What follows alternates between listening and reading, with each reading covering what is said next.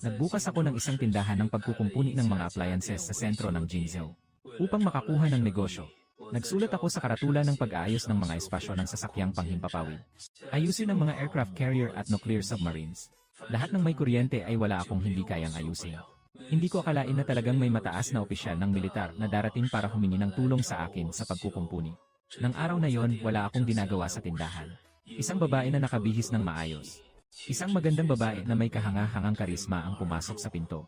Boss, talagang kayang ayusin ang lugar mo ang kahit ano. Siyempre naman. Hindi mo ba nakita ang aking patalastas? Pagtanggap ng mga nuclear submarine, ang espasyo ng pagkukumpuni ng aircraft carrier ay may malaking dami ng mga piyesa na pinapaboran. Walang pandaraya sa mga bata at matatanda. Gusto ba ng magandang babae na ayusin ang nuclear submarine o aircraft carrier? Maliwanag na wala sa muod ang kabilang panig para magbiro. Diretso niyang inilapag ang kahon sa mesa at binuksan ito. Ang nasa loob ay mukhang isang baterya. Ang paligid ay mahigpit na nakabalot ng mga pangproteksyong bula. Mga manipis na linya at maliliit na kristal. Nakaayos ng magkakaiba at magkakasalungat. Nakita ang eksenang ito. Bigla akong umupo ng tuwid, ano ito? Tama ang sinasabi tungkol sa photolithography machine. Ito ay ang calibration sensor module ng lithography machine. Naging labis ang kapangyarihan sa eksperimento. Nasunog ang pangunahing carbon needle array. Naghihintay ang aming proyekto na magamit ito. Ang pangalan niya ay Shen Qinzi. Siya ay isang mananaliksik mula sa Long Institute. Dahil sa hindi inaasahang pangyayari sa proseso ng eksperimento, nasira ang kagamitan. Dahil dito, ang buong proyekto ay nahinto. At saka, maraming profesional na institusyon sa bansa ang nagbigay ng malinaw na pahayag. Ang makinang ito ay hindi maayos sa loob ng maikling panahon. Kung hindi talaga siya, walang ibang mapuntahan. Hindi rin siya pupunta sa maliit na sirang repair shop na ito para subukan ang swerte niya. Itong liwanag na eroplano. Babae, mukhang nagkamali ka ng lugar. Dito ay serbisyo ng pagkukumpuni ng mga appliances. Baka gusto mong subukan ang tindahan ng hardware sa tabi kung kaya nilang ayusin ito. Tumingin si Shen Qingsheng sa akin na parabang. Mukhang hindi pa nakakita ng mundo. Ang huling pag-asa sa aking puso ay biglang naglaho. Siya ay nagbuntong hininga. Kinuha ang kahon at lumingon para umalis. Nga, kahit ang mga profesional na ahensya sa bansa ay hindi makapag-ayos. Paano naman makakagawa ng maayos ang isang tao na nag-aayos ng mga appliance? Agad kong itinago ang aking biro. 6 na buwan na ang nakalipas. Dumating ako dito at namana ang tindahan ng pagkukumpuni na ito. Nakabin din ako sa wireless repair system. Ilang buwan na ang lumipas. Marami akong nakita ng mga kakaibang bagay. Ngunit kakaunti lang ang mga nauna. Ang ganitong mataas na antas ng kagamitan ng eroplano. Hindi ba't ito ay parang nagkakaroon ng sabupaan? Tingnan mo ang mga bahagi sa kamay mo. Dapat ay C-pito na uri ng lithography machine yon. Ang mga hakbang ng Diyos ay pareho sa pagliko. Paano mo nalaman ang modelo? Sabihin mo sa akin kung ano ang peak ng kanyang pagsabog. Gaano katagal ito maaaring tumagal sa loob ng ilang nanosecond? Bilang karagdagan sa mga probe aray. Mayroon bang iba pang mga nasirang lugar? Tumuloy ang paghinga ni Wenyan Shen Qingzi sa isang iglap. Halos hindi siya makapaniwala sa kanyang narinig. Isang may-ari ng tindahan ng pagkukumpuni ng mga appliance. Hindi makapaniwala na makakapagtanong siya ng ganitong karaming mga profesional na tanong. Ang mga salitang iyon ay mga lihim na impormasyon. Ang peak ay 15 beses ng karaniwang kapangyarihan. Ang oras ng pagsabog ay humigit kumulang 35 nanosegundo. Ang iba pang mga bahagi ay normal ang self-check. Maaari itong ayusin. Ngunit hindi mura ang presyo. Hindi problema ang pera. Basta't maayos mo lang ito. Agad akong mag-a-apply ng pondo. Nakita ito, bahagya akong umiti. Itaas ang 5 daliri. 5 milyon ay 5 milyon na. Si Shen Qingzi ay mariing nagngit-ngit. Bagamat sobrang mahal ng presyo na ito. Ngunit sa kasalukuyang sitwasyon, wala siyang karapatang makipagtawaran. Ano bang iniisip mo? Hindi na makakapag-bargain, 500,000, hindi na pwedeng tawaran. Ang pangunahing dahilan ay ang bagay na ito ay kumakain ng maraming kuryente kapag inaayos. 500 piso. Sigurado ka bang talagang nalito si Shen Qingzi? Naramdaman niyang ganap na nabaligtad ang kanyang pag-unawa. Kaya't nagmadali siyang kumuha ng cellphone. Itinapat ang code ng bayad at nagbayad. Dumating na ang kayamanan. 500 yuan ay narito. Umiti ako ng malapad. Dahan-dahan akong nagsuot ng isang peres ng anti-static na guwantes. Naglatag ako ng isang medyo malinis na puting tela sa mesa. At sa kanya inilabas ang mga module mula sa loob ng kahon. Mainat na inilabas. Ilagay sa mesa. Nagsimula ng gumana ang sistema. Sa susunod na segundo, lumitaw sa aking harapan ang impormasyon ng panel. Nakatuklas ng mga bagay na maaaring ayusin. C-pito na uri ng photolithography machine na may mas mataas na sensitivity module. Antas ng pinsala 88%. Natapos na ang pagsusuri ng plano sa pagkukumpuni.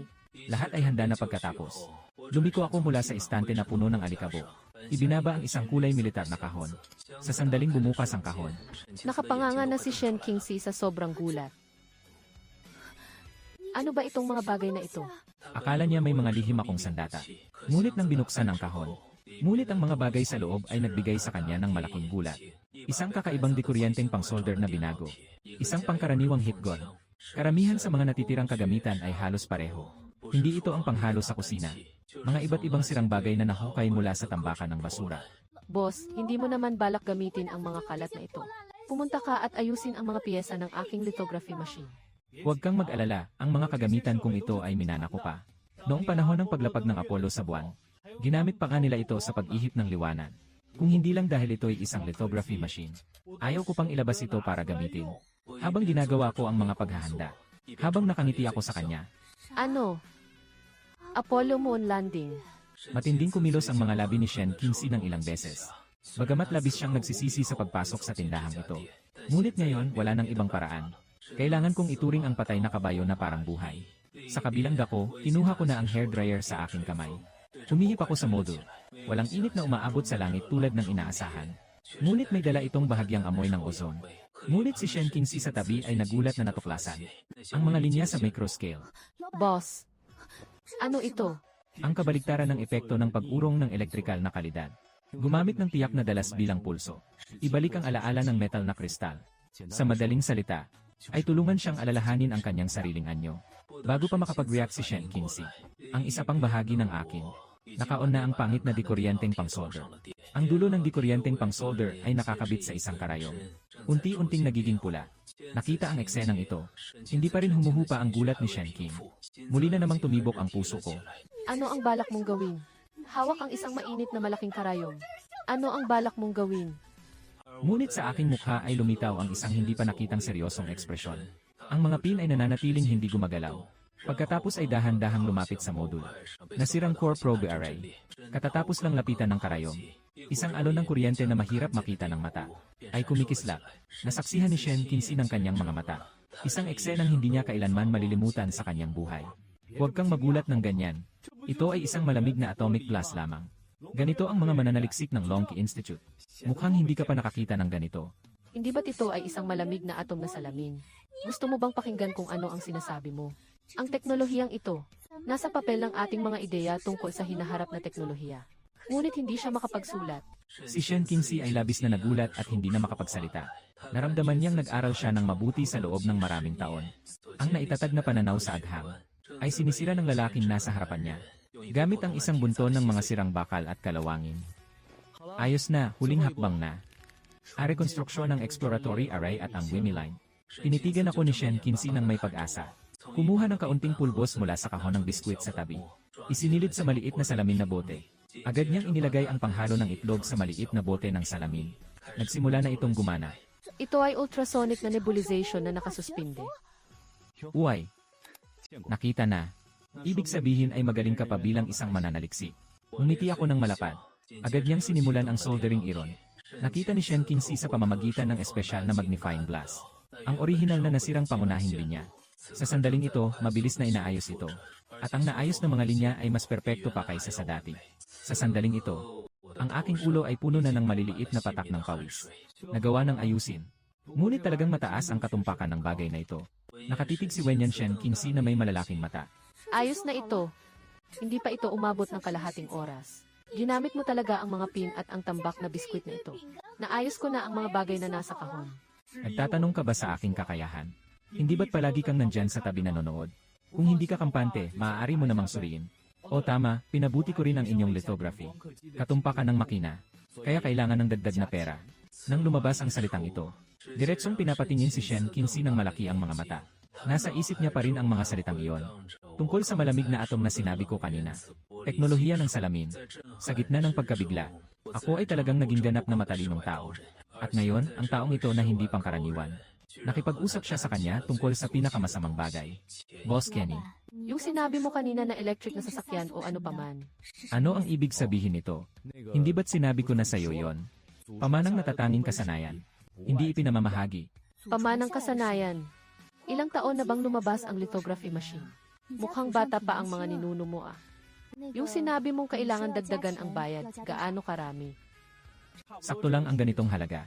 3 daliri. Ito ba ay 30,000 o 300,000? Nagtaka muli si Shen Qingxi na masama ang sobra sa tama. Ngunit parang mas masama kung kulang ang ibinayad. 300,000 ay 300,000. Sinasabi ko sa iyo, kaibigan, hindi mo maaring hindi ituring na pera ang pondo ng bansa. Huwag ka nang magpakamaarte sa 300 yuan, pwede ba? Wenyan, Shen Qingxi's mga malalaking mata ay kumikislap sa hindi makapaniwala. Naayos na ito.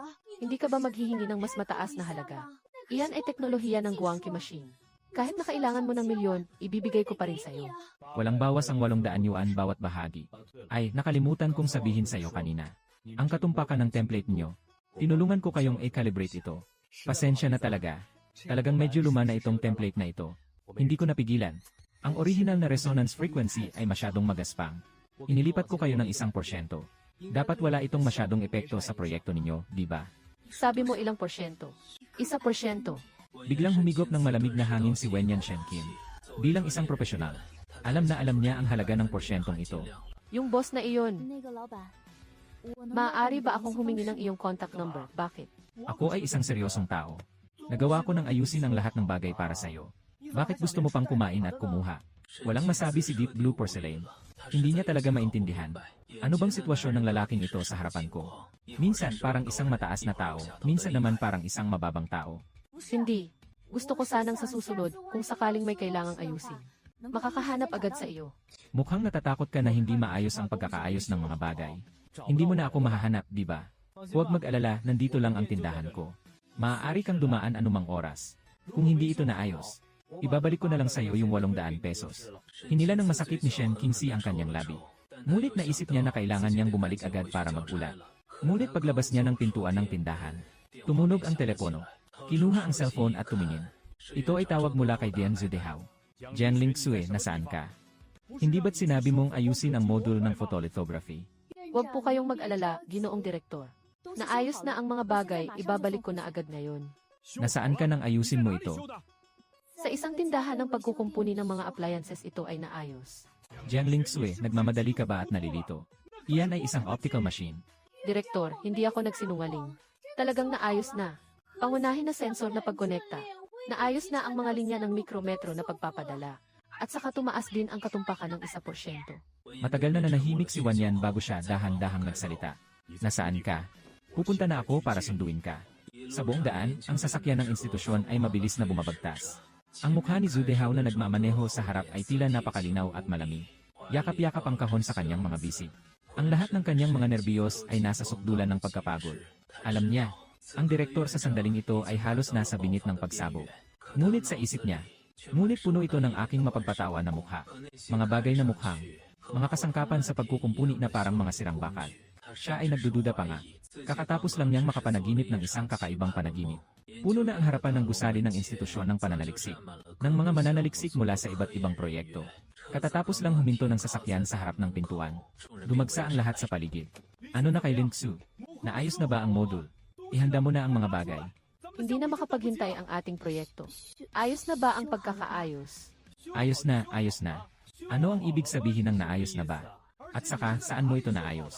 Ang oras na ibinigay ng aming profesional na ahensya ay nagsasabing, Kailangan ng hindi bababa sa ilang buwan. ilang oras ka palang nakalabas, naayos na agad. Ito ay naayos sa isang tindahan ng pagkukumpuni ng mga appliances. Lahat ay napahinto at huminga ng malamig na hangin sa narinig. Pagkukumpuni ng mga appliance. Ito ay isang light killer machine. Bakit ka pupunta sa pag-aayos ng mga appliances? Hindi ba ito kalokohan?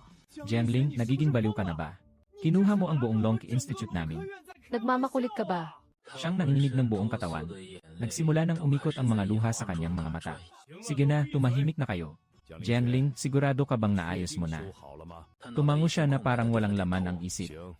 Dalhin ang bagay sa numero 1. Isinasagawa ang eksperimento sa walang alikabok na laboratorio. Kung maayos mo ito, isang palaso mula sa iyong malaking pana. Kung hindi mo ito maayos, maghanda ka na para sa hukuman militar. Nasa ganitong sitwasyon na tayo. Wala nang ibang pag-asa kundi ilagak ito sa taong iyon. Pumunta sa may-ari ng hindi mapagkakatiwalaang repair shop ng makina. Sano, isa na walang alikabok na laboratorio. Ilang mga profesional ang nakasuot ng protective suit. Maingat na inalis ang module mula sa kinuha mula sa loob ng kahon. Magsagawa ng pagsusuri. Diyos ko, anong klaseng welding technique ito? Ang ganda ng naayos na linya. Si Jiang Shuijing ay hindi magiging. Pumunta siya para hanapin ang isang mataas na tao na hindi natin alam. Ito ay talagang parang kinuha mula sa orihinal na pabrika. Hindi. Ito ay mas perpekto pa kaysa sa orihinal. Hindi mo talaga makikita ang mga bakas ng pagkakaayos. Hindi nagtagal ng ilang minuto. Biglang narinig ang mga tao sa malayo. Isang sunod-sunod na mga papuri ang umabot sa kanyang pandinig. Medyo naguguluhan siyang tumingin pataas. Tumingin sa lahat. May mali sa material na ito. Agad na suriin ang material na ito. Mukhang wala tayong ganitong uri ng materyales para sa pagkukumpuni. Agad na sinimulan ng grupo ng mga materyales ng dekano ang pag-andar ng mga instrumento. Isagawa ang komprehensibong pag-scan at pagsusuri sa bahagi ng pag-aayos ng module. Muli na namang umakyat sa lalamunan ni Lin Xue ang kanyang puso. Direktor, ipinapakita ng ating database. Wala pa tayong ganitong material sa ngayon. Wala pa talagang ganitong material sa database. Taon na ito ay 2026 na. May mga materyales pa palang hindi natutuklasan sa mundo. Mabilis, ikonekta na ang kuryente para sa pagsusuri. Hindi na maitatago ni Zhu Dehao ang kanyang kasiyahan sa loob. Ang lahat ay mabilis na umupo sa kani-kanilang mga pwesto. Natapos na ang self-check ng power system. Walang abnormal na natukoy. Natapos na ang pagsusuri ng panloob na lohikal na unit. Natapos na ang lahat ng pagsusuri. Ang mga halaga ay nasa kontroladong saklaw. Sa malaking screen, sunod-sunod na lumalabas ang mga berdeng impormasyon. Bawat tunog ay nagdulot ng panggigilala sa puso ng lahat ng naroroon. Matinding tinamaan. Isang modul ang inihayag na nasunog sa pisikal na paraan. Nakapasa ito sa lahat ng mga proseso ng self-check. Ito ay hindi siyentipiko. Mabilis na isagawa ang pagsusuri sa katumpakan. Zhu Dehao. Nakahilig ang katawan sa upuan. Para bang ang buong katawan niya ay nawawala ng lakas. Iulat sa punong guro. May mali sa mga halaga. Sinasabi ng mga mananaliksik. Dahil dito, biglang lumaki ang mga mata ni Shen Qinzi. Mahigpit niyang hinawakan ang kanyang mga kamay. Basang-basa na ng pawis ang manggas ng kanyang damit. Talaga bang nagkaproblema na naman? Biglang tumayo si Zhu Dehao. Tumayo mula sa upuan. Anong nangyari, may problema ba? Mukhang ito ay isang napaka-advanced na module ng lithography. Ang halaga ay mas mataas kaysa sa dati nating ginamit. Tumaas ng 1%. May duda ako na ang module na ito ay hindi atin. Ngunit sa kasalukuyang mundo, mukhang hindi ito umabot sa ganitong antas. Tumaas ng 1%. Si Zhu Dehao ay tila tinamaan ng kidlat. Nang makita yon, siya ay nahulog na parang na-strike ng kidlat. Lahat ay may mga ngiti ng kasiyahan. Nakatitig sa mga datos na gumagalaw sa malaking screen. Ngunit si Shen Qinzi sa tabi. Ngunit patuloy pa rin nakatitig sa lahat. Kaya ang ating module para sa pagkalibrate ng photolithography machine. Ito ba ay maituturing na naayos na? Ayos na ba? Tanggalin mo yung salitang madyan. Ayos na ito. Si Aoxue, hindi ba ito ay naayos na? Ito ay isang tagumpay. Nagawa mo na pero ang isip mo ay blanko. Mas tahimik na itinuturo ang kanyang ilong. Hindi pa siya nakakalabas mula sa takot at pangamba. Nakagawa ako ng kabutihan. Katatapos lang sabihin ng dekano na kailangan niyang humarap sa hukuman militar. Paano nangyari na bigla na namang nakagawa ng kabutihan? Jiang Mingsu na pagsusuri. Sa iyo sa pagkakataong ito. Mahalagang tagumpay sa pagtagumpayan ng mga hamon sa teknolohiya. Mas nagiging kapansin-pansin. Ngayon, itinataguyod kita bilang pinuno ng grupong ito sa pananaliksik.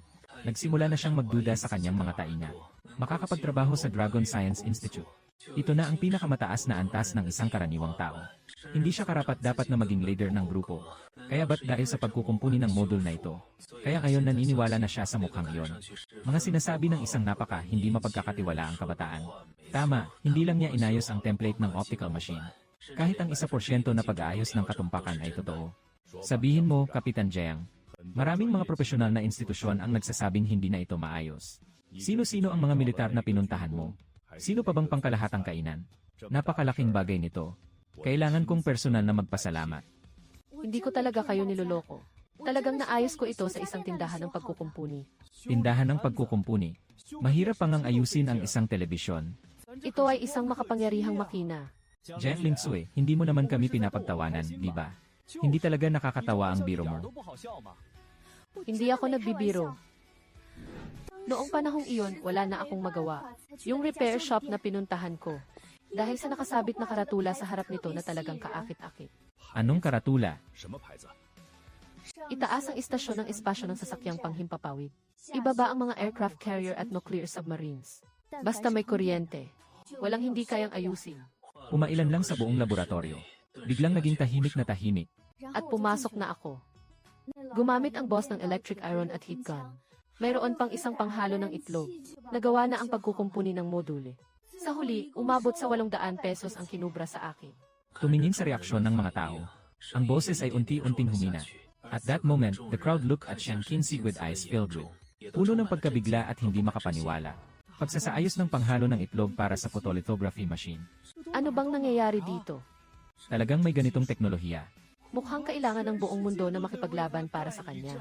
Nang makita ito, agad na humakbang si Zudehe pasulong. Sumigaw siya ng malakas ng pagbati sa lahat. Ang bagay na ito ay itinuturing na pinakamataas na lihim sa ngayon. Sino ang may lakas ng loob na magkalat? Paghahatulan ng kasong espiya. Ang proyekto ay dapat agad na sumunod sa bagong antas ng katumpakan. Gumawa ka ng isang batch ng mga bagong pelikula para sa akin. Yele, gusto kong makita ang mga resulta sa pinakamaikling panahon.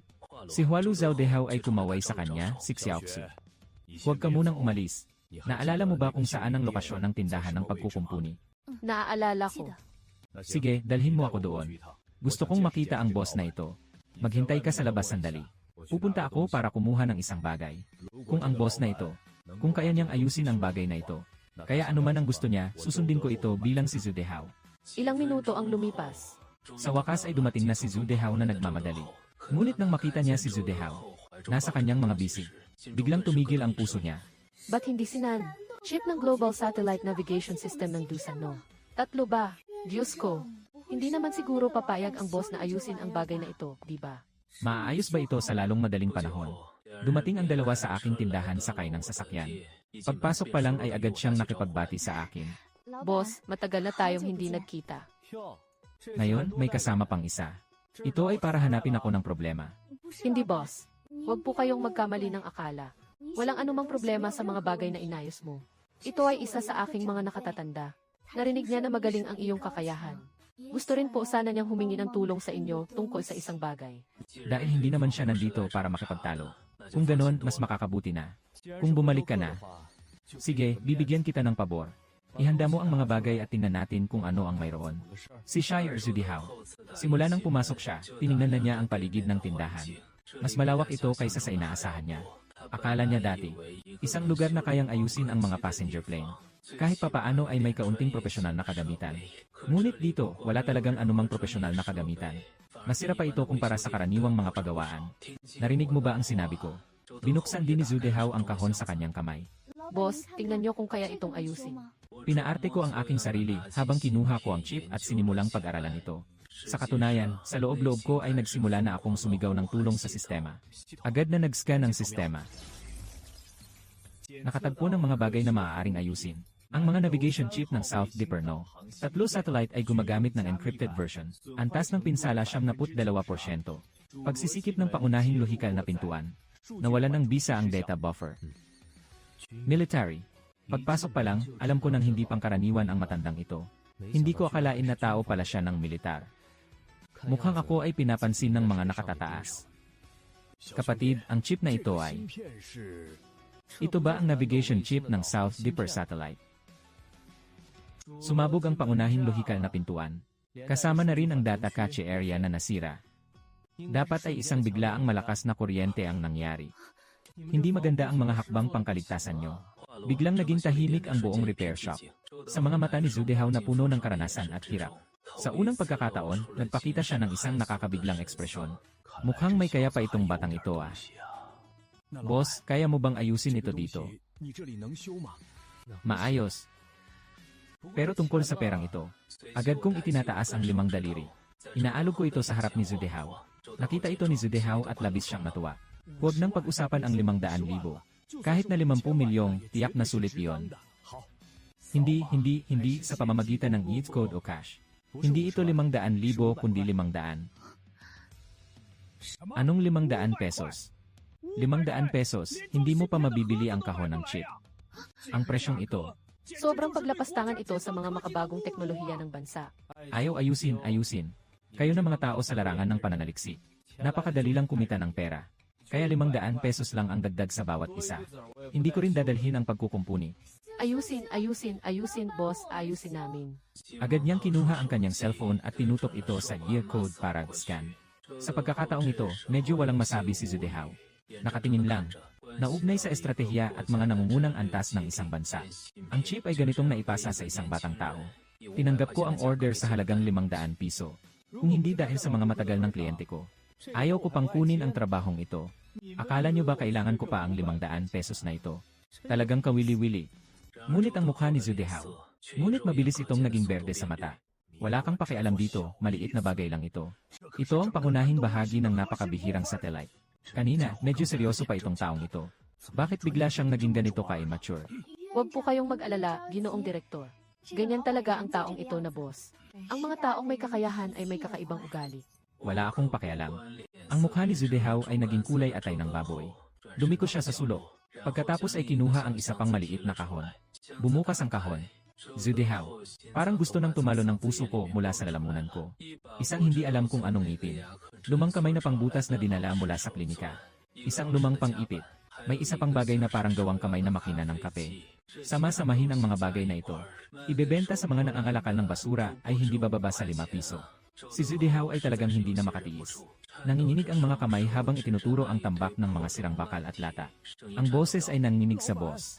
Hindi mo naman balak gamitin ang mga bagay na ito. Ayusin mo ang aking chip. Bakit mo naman kinainisan ang mga gamit ko? Sige, dalhin nyo na lang pabalik para pag-aralan. Hindi kayang tanggapin ng maliit kong repair shop ang mga ganitong dambuhalang tao. Bigla akong hindi natuwa at agad na itinapon ang mga kagamitan. Umupo sa upuan. Boss Siu, ayusin natin. Tingnan mo, nabayaran na namin ang lahat. Nakita ito at agad na kumilos para malaman ang nangyayari. Si Lao Zudihao ay namumula ang mukha sa galit. Ngunit pinigilan ito ni Shen Qingxi ng buong lakas. Tumingin ako kay Zudihao ng may pagdududa. Kasunod nito, dahan-dahan niyang ipinatong ang bersyon ng bahay sa chip. Samantala, Shen Qingxi, mabilis na kinuha ang aking espesyal na magnifying glass. Sa pamamagitan ng magnifying glass, Zudihao at Shen Qingxi, nakita ang isang kamangha-manghang tanawin. Ano itong teknolohiya? Para ka bang nagpapakulot ng buhok ng chip? Si Zudihao ay biglang nanginig ang lahat ng balahibo sa kanyang katawan. Parang ang dami kong pinagsikapan sa mga taon ng pananaliksik ay sayang lang. Ang pangklip ng buhok ay kayang ayusin ang mga chip. Ano na lang ang halaga ng lahat ng natutunan ko? Sana alam ko na ito. Bumili na lang ako ng pangklip sa supermarket sa halagang 20 pesos. Nakatipid pa ng 500 pesos. Sikseyaksu. Sigurado ka bang ganito niya inayos ang lithography machine? Para itong niloloko ang mga bata. Parang hindi naman ito mukhang pagkukumpuni. Nga, Direktor, tingnan mo yung pulbos na iyon. Ang teknolohiyang ito ay tinatawag na ultrasonic atomization suspension. Ultrasonic nebulization suspension. Ano itong teknolohiya? Mayroon ba nito sa libro? Wala akong gana na makipag-usap sa kanilang dalawa. Kumuha ng dental hand drill. Idinidikit ang pulbos sa mga nasirang bahagi ng chip. Ang prosesong ito, at halos katulad ng pag-aayos ng mga modulo ng liwanag. Ngunit sa mga materyales, malaki ang pagkakaiba. Isang hanay ng mga arko ng kuryente na mahirap makita ng mata. Mula sa dulo ng karayom ay lumipat sa mga linya ng chip. Tumpak na inaayos ang bawat bahagi na bumagsak. Mga lugar na nalubog. Mas malala ito kumpara sa piniritong gulay. Ayos na, tapos na. Ayos na ito. Ito ay chip ng Nandu Satellite Navigation. Ang bilis mo namang naayos ito. Kahit na ilagay ito sa mga profesional na institusyon, walang makakapag-isip ng plano sa loob ng ilang buwan. Ano pa ang gagawin? Mag-inay at magdaos ng seremonya. Hayaan mong magsalita pa ang inyong leader ng ilang salita. Ngayon, talagang gusto ni Zudihao na magmura. Malakas talaga ang batang ito. Talagang matalas ang dila nito. Isang pangungusap lang ang sinabi niya at nawalan na siya ng hininga. Tumingin ako habang basta na lang akong inihahagis ang iba't ibang kagamitan sa kahon. Ang walang pakialam na anyo. Para bang nag-ayos ng rice cooker na walang ilaw. Kasing simple ng kawali. Isang malaking. Isang pakiramdam ng kabaliwan ang bumalot kay Zudihao. Sigurado akong nababaliw na ako. O baka nananaginip lang ako. Paano ito posible? Agad na naging pula ang mukha ni Zudihao. Parang nahihirapan na siyang huminga. Direktor, ayos ka lang ba? Ay, gagawan ko lang kayo ng isang bagay. Huwag mo akong iwan dito. Kailangan ko pang umasa sa maliit na tindahang ito para sa aking kabuhayan. Wala lang. Sinisikap ni Zudihao na kalmahin ang kanyang sarili. Direktor, kailangan mong masanay. Ito ang karaniwang operasyon ng boss.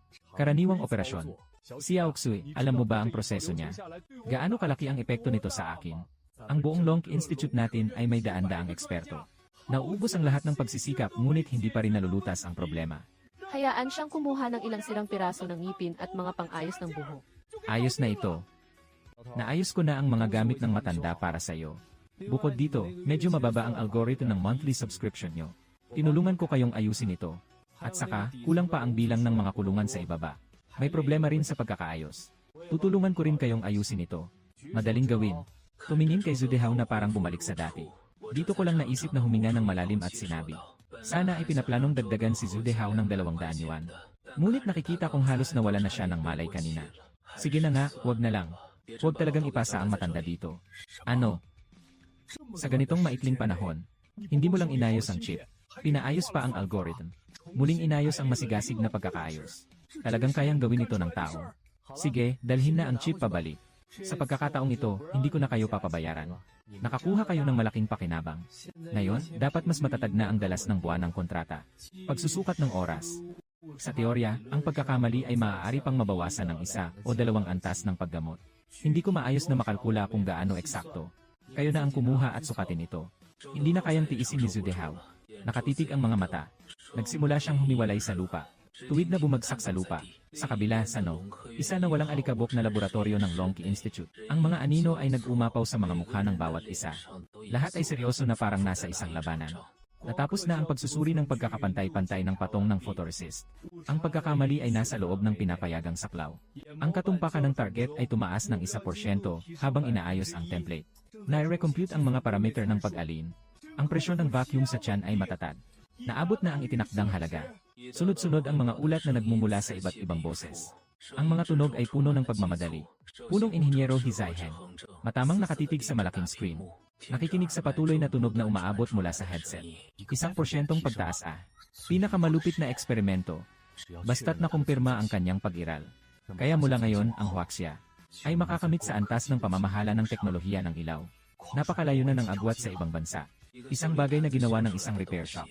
Hindi pa rin siya makapaniwala. Simula ng exposure program, ipinasa ni Hizaihen ang huling utos sa pamamagitan ng intercom. Isang bahagyang tunog ng pangarap ang umabot sa kanilang pandinig. Nagsimula ng umandar ang teknolohiya ng liwanag. Lahat ay humihinga ng mabagal. Nasa isang hakbang ang tagumpay o kabiguan. Ang datos ay mabilis na nag-scroll sa malaking screen. Isang karakter. Parang ang puso ng bawat tao ay sumisigaw sa matinding tibok. Natapos na ang eksposisyon. Malinaw ang pagbuo ng imahe. Ang bawat hakbang sa pagpapatuyo ay maituturing na perpekto tulad ng saklat. Nang ang gintong pinagkukunan na nagdadala ng pag-asa ng maraming tao.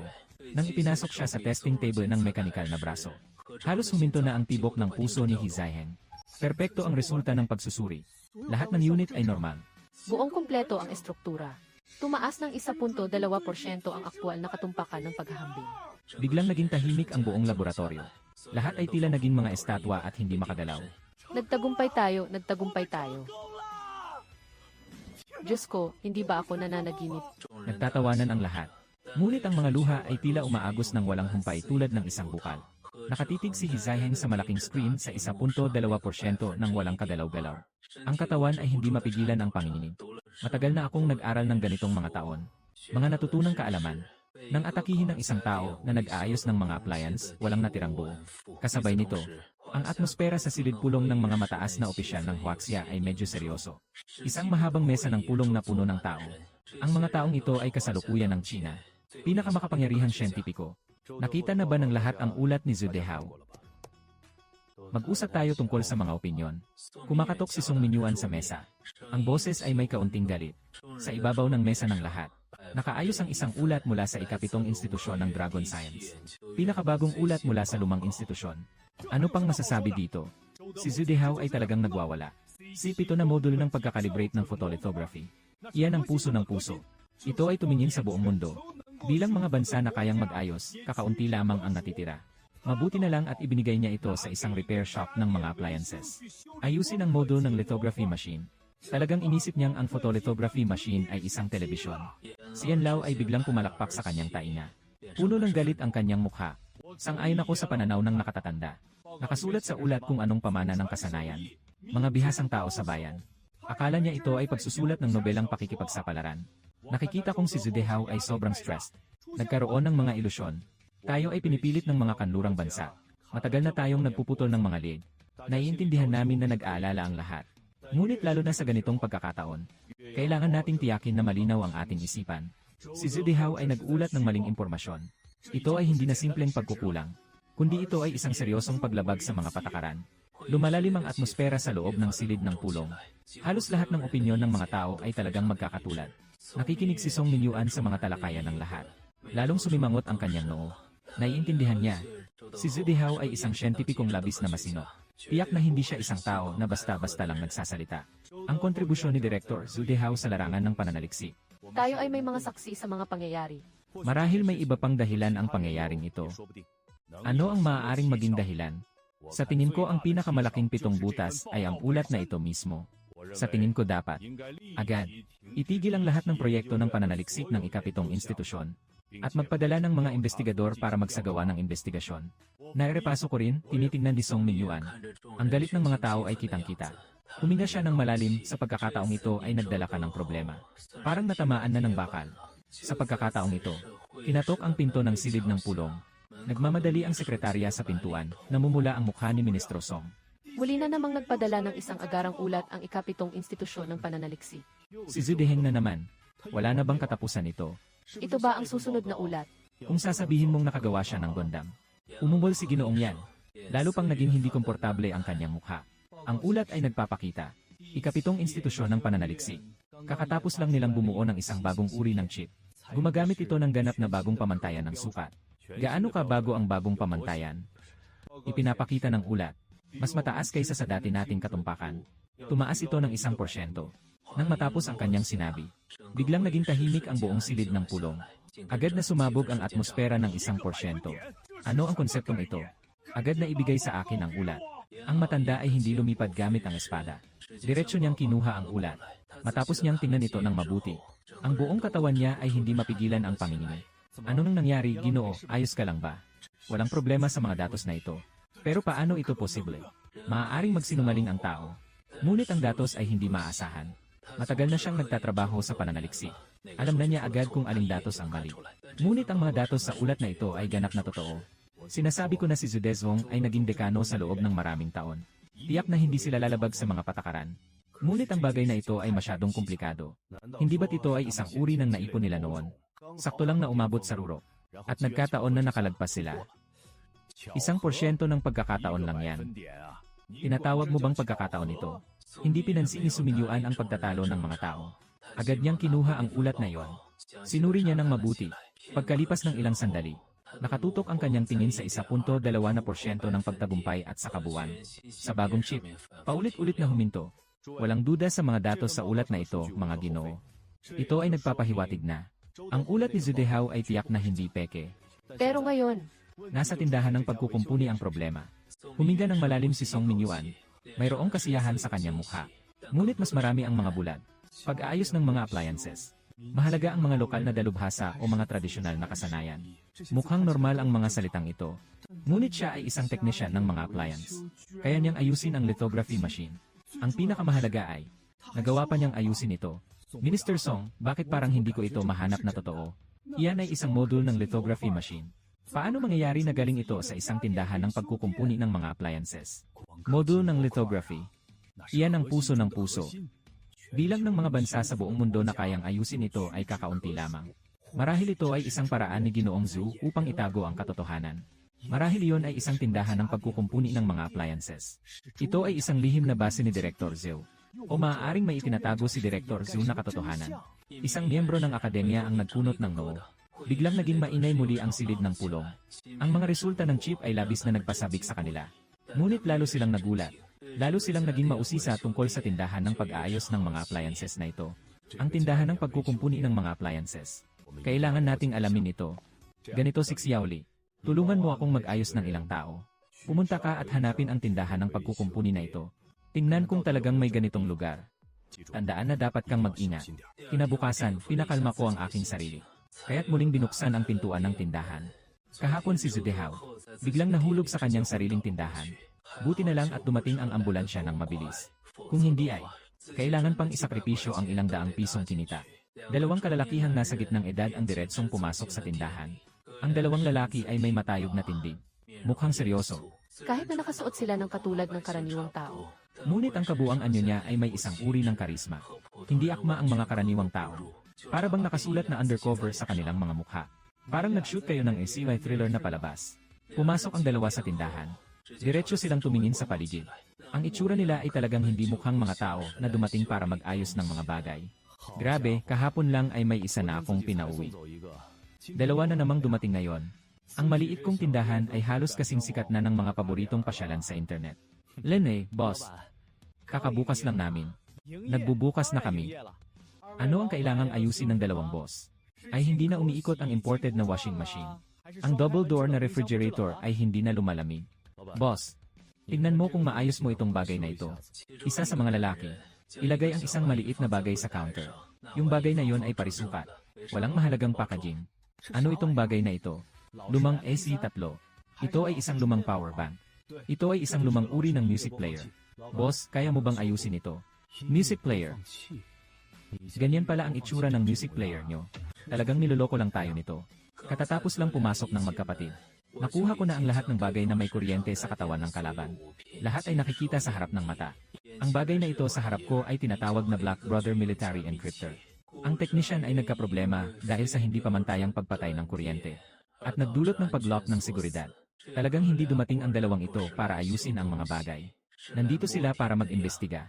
Mukhang matagal na itong bagay na ito. Medyo mahirap ayusin ito. Mga ganitong lumang bagay ah. Ito ang pinakasubok sa kakayahan. Maraming pagkakataon na hindi siya ang may problema. Kundi nagalit ako habang hawak ang taga-subaybay at inalog ito. Nagtinginan ang dalawa. Para sa akin na gumagawa ng mga bagay na tila misteryoso. Maliwanag na nagiging medyo hindi na mapagpasensya. Ngayon, kahit na ang panghalo ng itlog ay hindi ko na kinuha. Nakatukal lang ako gamit ang daliri sa taga-subaybay.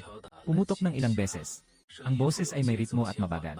Mukhang parang karaniwang pagkatok lang. Ngunit ang dalawang tao sa lugar ay basang-basa na sa pawis. Sinasalansan niya ang serye ng agarang muling pagsasaayos. Narinig ko, ito ay isang pambansang antas na tagapakinig. Ang ganitong pagsasaayos ng pagkakasunod-sunod. Ito ay nilikha upang hindi magpakita. Sirain ang langis na yon. Ngunit isang may-ari ng repair shop ng mga appliances. Paano mo malalaman na makakabuti ito?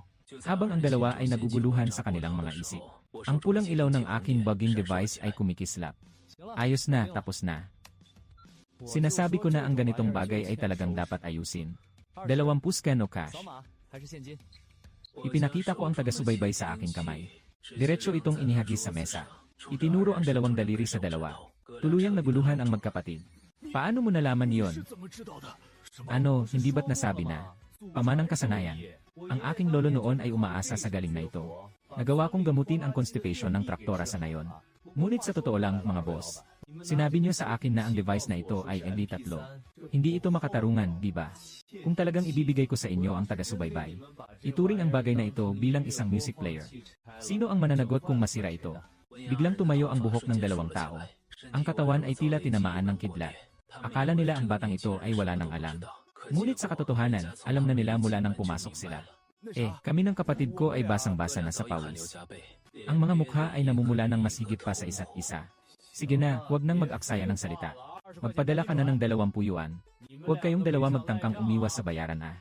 Nakamonitor ako dito sa buong oras. Ibigay mo sa amin. Nakangiti ang magkapatid habang patuloy na tumatango at nagbabangga ng kamao. Agad na kinuha ang cellphone at nag-scan ng 20 pesos. May kailangan pa ba kayong gawin? Bakit hindi pa kayo umaalis pagkatapos ng pagkukumpuni? Tiningnan ko ang impormasyon ng pagpasok. Tumingin ng kakaiba 61G sa dalawa. Tara na, umalis na tayo. Kinuha ng dalawa ang taga-subaybay. Umalis siya mula sa maliit na tindahan na parang nag-aanyaya. Yo, alyanan. Nasa gitna pa ako ng gulo. Ngunit paglabas lang nila ay hindi sila lumayo sa maliit na tindahan. Umupo ang magkapatid sa loob ng sasakyan at humihingal ng malakas.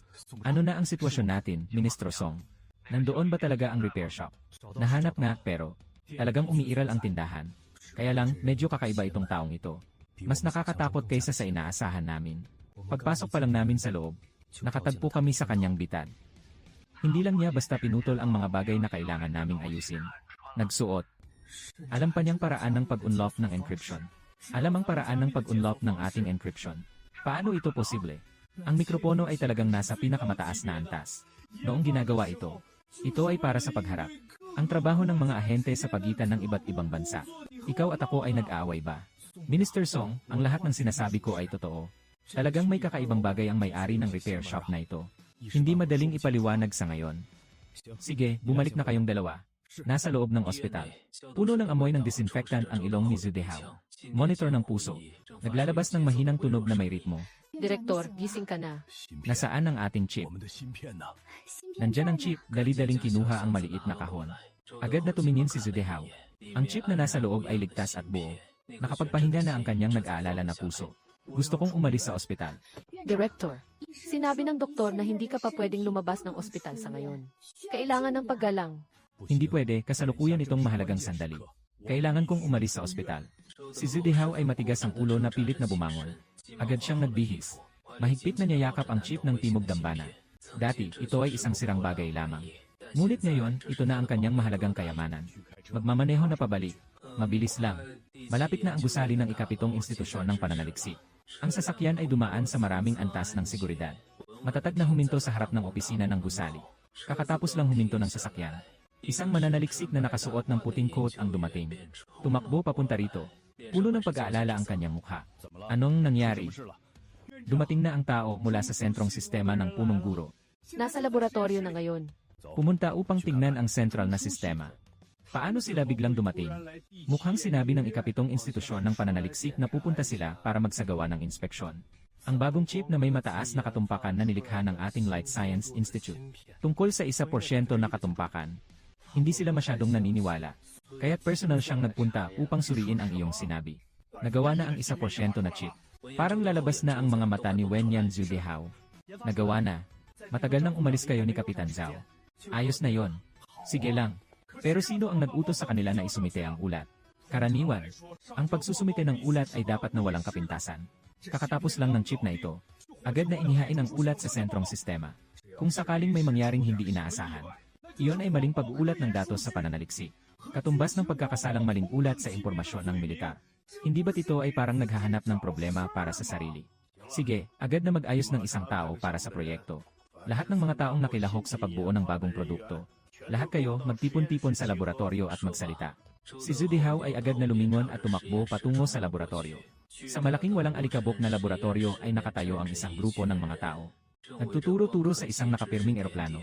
Ang namumuno ay si Ginoong Yan mula sa sentrong sistema. Siyentipiko. Ang feedback loop ng module ay na-optimize hanggang sa sukdulan. Ang landas ng kompensasyon ng liwanag ay muling pinlano. Ito ay talagang isang obra maestra. Ang susi ay, ang mga pag-optimize na ito ay natapos sa ilalim ng orihinal na balangkas. Hindi sinira ang anumang pangunahing kasunduan. Paano ito posible? Director Zhu, maaari mo bang sabihin sa amin? Ano bang nangyayari sa laboratorio ninyo? Huwag na munang pag-usapan ang Guang Keji. Sabihin na lang natin ang tungkol sa chip nyo. Bakit siya nagkaroon ng ganitong estruktura? Si Zudehe ay puno ng magalang na salita. Biglang nanahimik. Ano bang paliwanag ang maibibigay niya? Nagawa na niyang makabuo ng chip. Hindi ko alam kung paano ipaliwanag. Mga matataas na miyembro at mga akademiko. Medyo mahirap ipaliwanag ang bagay na ito. Bakit hindi na lang tayo dumiretso sa mga test data? Mas malinaw iyon. Anong klaseng paliwanag? Hindi kasing halaga ng tunay na datos. Mas nagiging kapana-panabik. Kasabay ng isang bagong binuong chip. Maingat na idinagdag. Ilagay sa testing slot ng platforma. Isang umuugong na tunog ang narinig at automatikong nalock ang slot. Nagsimula ang self-check ng kapaligiran. Normal na temperatura ng vacuum environment. Nakatakdang temperatura sa 21.5 degrees Celsius. Naka-on na ang electromagnetic shielding. Magsagawa muna ng batayang pagsusuri ng purong katumpakan. Kapag tumugon ang calibration module, 3.8 nanosecond, tumakbo ng matatag. Ang rate ng pagwawasto ng deviation ng optical path ay 12.5 microns bawat segundo. Lumampas ng 1.2% sa mga itinakdang pamantayan. Nakikinig sa mga ulat ng sitwasyon mula sa iba't ibang unit. Sa gitna ng tao sa lugar, biglang nagkaroon ng kaguluhan. Ito ay isang simpleng batayang datos lamang. Talagang nagulat sila. Jesus! Ang datos na ito ay talagang kamangha-manghana. Ang calibration module ng ating normal na photolithography machine. Ang naituwid na rate ng orihinal na disenyo ay 12.1 microns. Walang emosyon si Ginoong Yan na pinindot ito. Mukhang walang pagbabago. Nakapasa sa baseline test. Nagsimula na ang mataas na intensity na responsibilidad na pagsusuri sa ikalawang yugto. Walang emosyon si Zudehao. Ngunit hindi niya mapigilan ang nanginginig na katawan. Matagal nang naisip ang kanyang labis na pagkabahala sa mga sandaling ito. Ibigay ang utos ng pagbebenta, kumpleto na ang input. Agad na lumitaw ang holographic projection. Tulad ng isang pagbaha ang mga datos. Nagmamadaling pumasok sa chip. Ang pagsusulit na ito ay ginagaya ang teknolohiya ng liwanag. Isinasagawa sa ilalim ng matinding mga kondisyon. Napakataas na katumpakan ng estado ng exposure. At komplikadong estado ng pagkalkula. 79.6% ng paggamit ng chip. Nagsimula nang tumaas ang temperatura sa 45 degrees. 67 degrees na, 70 degrees na. Nasa isang hakbang ang tagumpay o kabiguan. Ang katahimikan sa laboratorio. Tanging ang lahat ay abala sa paglunok ng mabangis. Patuloy na naririnig ang tunog ng laway. Sa mga nakaraang pagsubok, kapag ang chip ay lumampas sa ligtas na temperatura, direktang magsisimula ang sariling proteksyon. Bumababa ang dalas. Ang pagganap ng pagkakalibrate ay lubos na mababawasan. Ngunit sa oras na ito, sa lahat ng mga screen, ngunit ang datos ng tugon sa pagkakalibrate ay hindi bumagsak kahit kaunti. Patuloy na nananatili sa 3.8 na segundo. Nakatagilid na ang temperatura. Nasa 76 degrees na. Paano ito posible? Paano niya na itataguyod ang kanyang kakayahang magpalamig? Hindi ito tumutugma sa aming disenyo. Tinutukan ni Ginoong Yan at ng iba ang hologram na may seryosong ekspresyon. Ang proyektong ito ay nagbago na ng kanilang pananaw sa tradisyonal. Scientific sa kahulugan. Konsepto. Si Zude ay biglang nagkaroon ng nais na subukan. Tawagan ng maayos ang sentrong sistema para sa mga leader na ito. Buksan niyo ang inyong mga mata. Lahat ay handa na. Ang huling pagsubok ay nag-simulate ng photolithography machine sa limitadong pag-vibrate. Mataas na init at estado ng operasyon sa ilalim ng komplikadong electromagnetic interference. Isagawa ang ultra-precise na pag-aayos ng braso at pangmatagalang pagsubok. Limitadong panginginig at malakas na electromagnetic interference ng dekano. Iyan ang pinakamataas na pamantayan. Walang kahit isang chip na makakatagal. Mabilis itong masisira. Tayong lahat, mayroon na tayong. Nakita na ang tagumpay ng bagong chip. Wala nang kailangang subukan pa. Ito ay talagang perpekto na. Ngunit sa mga sandaling ito, si Zude Hao ay parang nababaliw. Hindi na makikinig sa sinuman. Kahit na si Ginoong Yan ay nandyan. Ngunit ang ikapitong institusyon ng pananaliksik na ito ay teritoryo ni Zude Hao. Hindi ba niyo narinig ang aking utos? Agad na isagawa. Sabi ko, huwag kayong mag-test. Tignan ko kung sino sa inyo ang may lakas ng loob na kumilos. Talagang nag-aalala si Ginoong Yan sa bagay na ito. Ang ganda ng chip na ito. Kung dahil kay Zude Hao. Biglang tumaas ang hirap at nasira ito. Kaya't labis na nag-aalala ang grupo nilang ito. Ang mabigat na responsibilidad ng iba't ibang unit na namamahala sa pagsusuri. Pare-parehong nakataas ang mga kamay. Ang pawis sa kanyang noo ay dumadaloy pababa sa kanyang pisngi. Hindi pinapayagan ng mata ng sentral na sistema na subukan. Ngunit si Zude Hao ay determinado na sukatin ito. Isa ito ay mas mataas kaysa sa institusyon ng pananaliksik. Mas mataas ang pamantayan ng sentrong sistema. Isa siya sa kanilang direktang mga pinuno. Mahirap makipag-away sa sinuman sa kanila. Ay mga mananaliksik mula sa iba't ibang unit. Ayaw sumuway sa utos ni Zude Hao. Katatapos lang tumigil ng operasyon ang teknolohiyang ilaw. Muling umandar ang mga datos ng holographic projection sa screen. Muling nag-umapaw ang mga datos. Zude Hao, sasabihin ko sa iyo, kung mabibigo ang eksperimento na ito, maghintay ka na lang sa hukuman militar. Parang hindi narinig ni Zude Hao ang lahat. Tinutukan ng mabuti ni Yan Jing ang malaking screen. Sa screen ng holographic projection, nagtataas ang datos na kumakatawan sa rate ng calibration deviation. Umaalon. Kumakatawan ito sa chip sa ilalim ng matinding sitwasyon. Panatilihin ang pagkakalibrate ng liwanag. Biglang lumitaw sa holographic projection. Lumabas ang huling posibilidad ng pagkakamali. Sunod-sunod na zero na pagkakamali. Lahat ay napapansin at napapatingin ng mabuti sa mga pagkakamali. Nabubulagan ba ako? Muling subukan. Ulitin mo ulit. Naging napakapula ng mukha ni Guan Yanyan. Ang mga ngipin ay kumikiskis na parang may ingay na ginigiling. Si Zude Hao na matandang tao na ito. Kailangan bang sirain ang chip na ito? Kaya naman titigil na ba siya? Sa pagkakataong ito, walang pag-aalinlangan ang lahat ng mga tauhan. Muling umandar ang holographic projection. Sa huli, ang resulta ay nananatiling 0 sa isang pagkakataon. 2 beses 3 beses bawat pagsubok ay laging 0 ang resulta. Diyos ko, 5 beses na nating sinubukan ang ating mga chip. Kahit isang beses ay hindi ko kayang tiisin.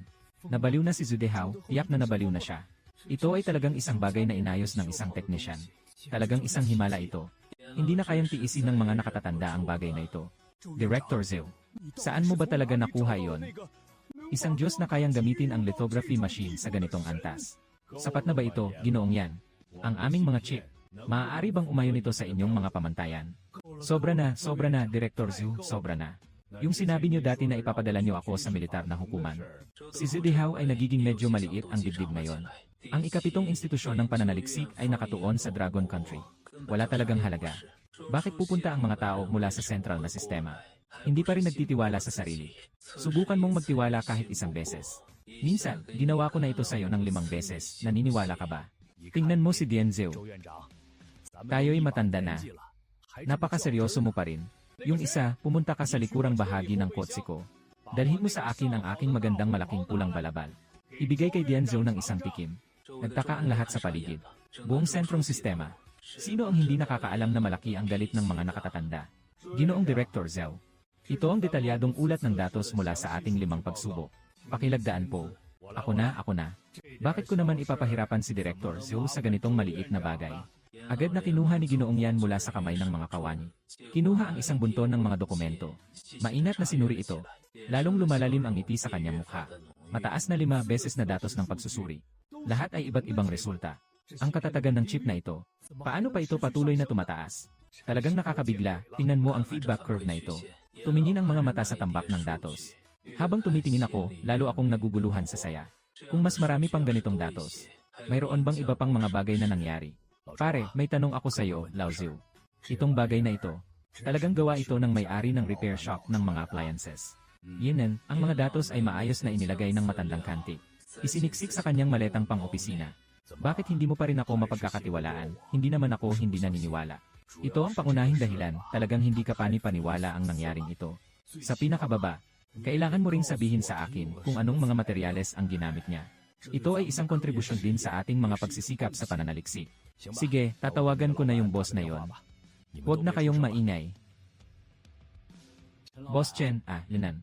Hindi ba kita naabala? Ako yung tiyuhin ni Shen Qingxi.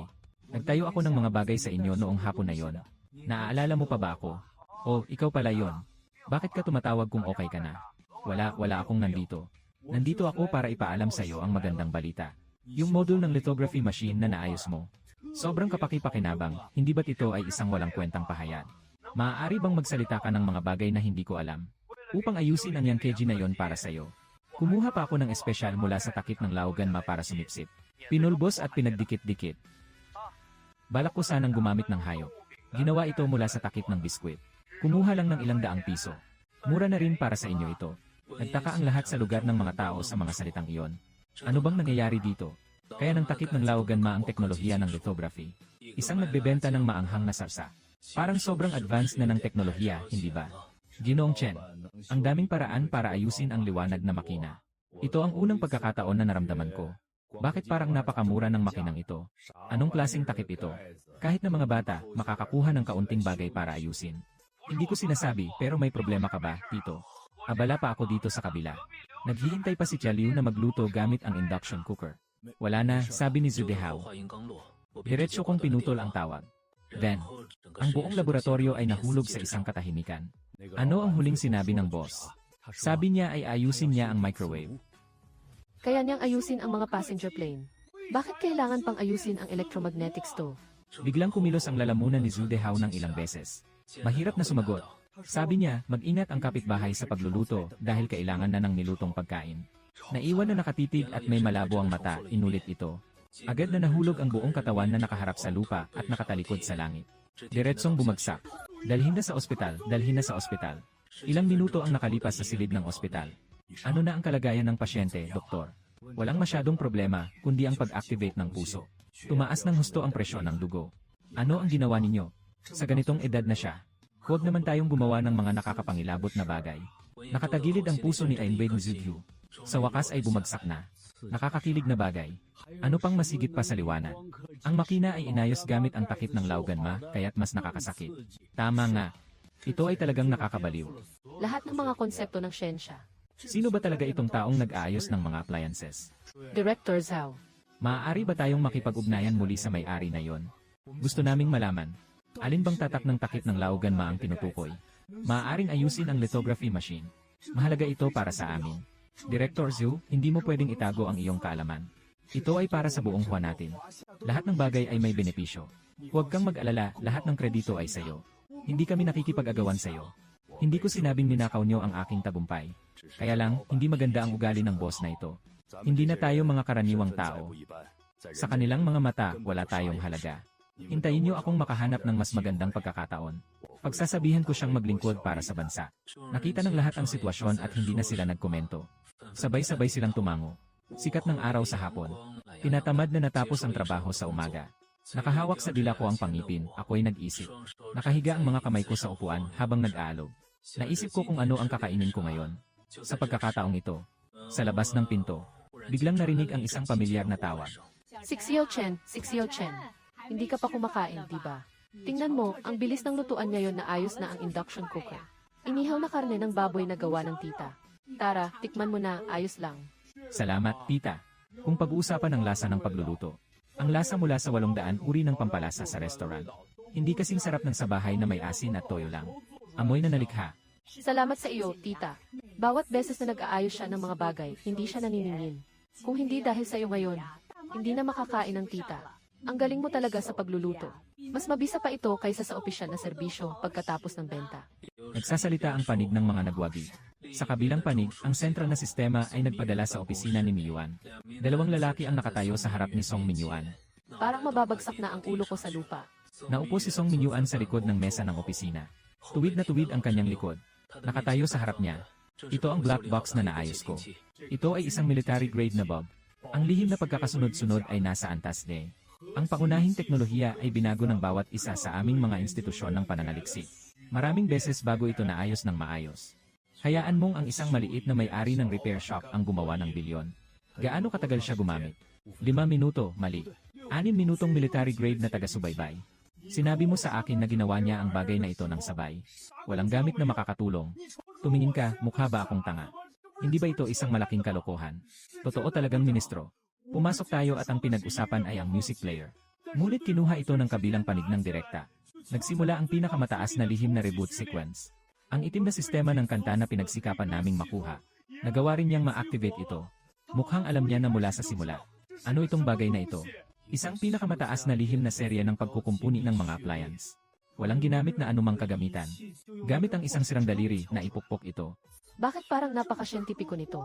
Sa buong opisina, bigla siyang nahulog sa isang katahimikan.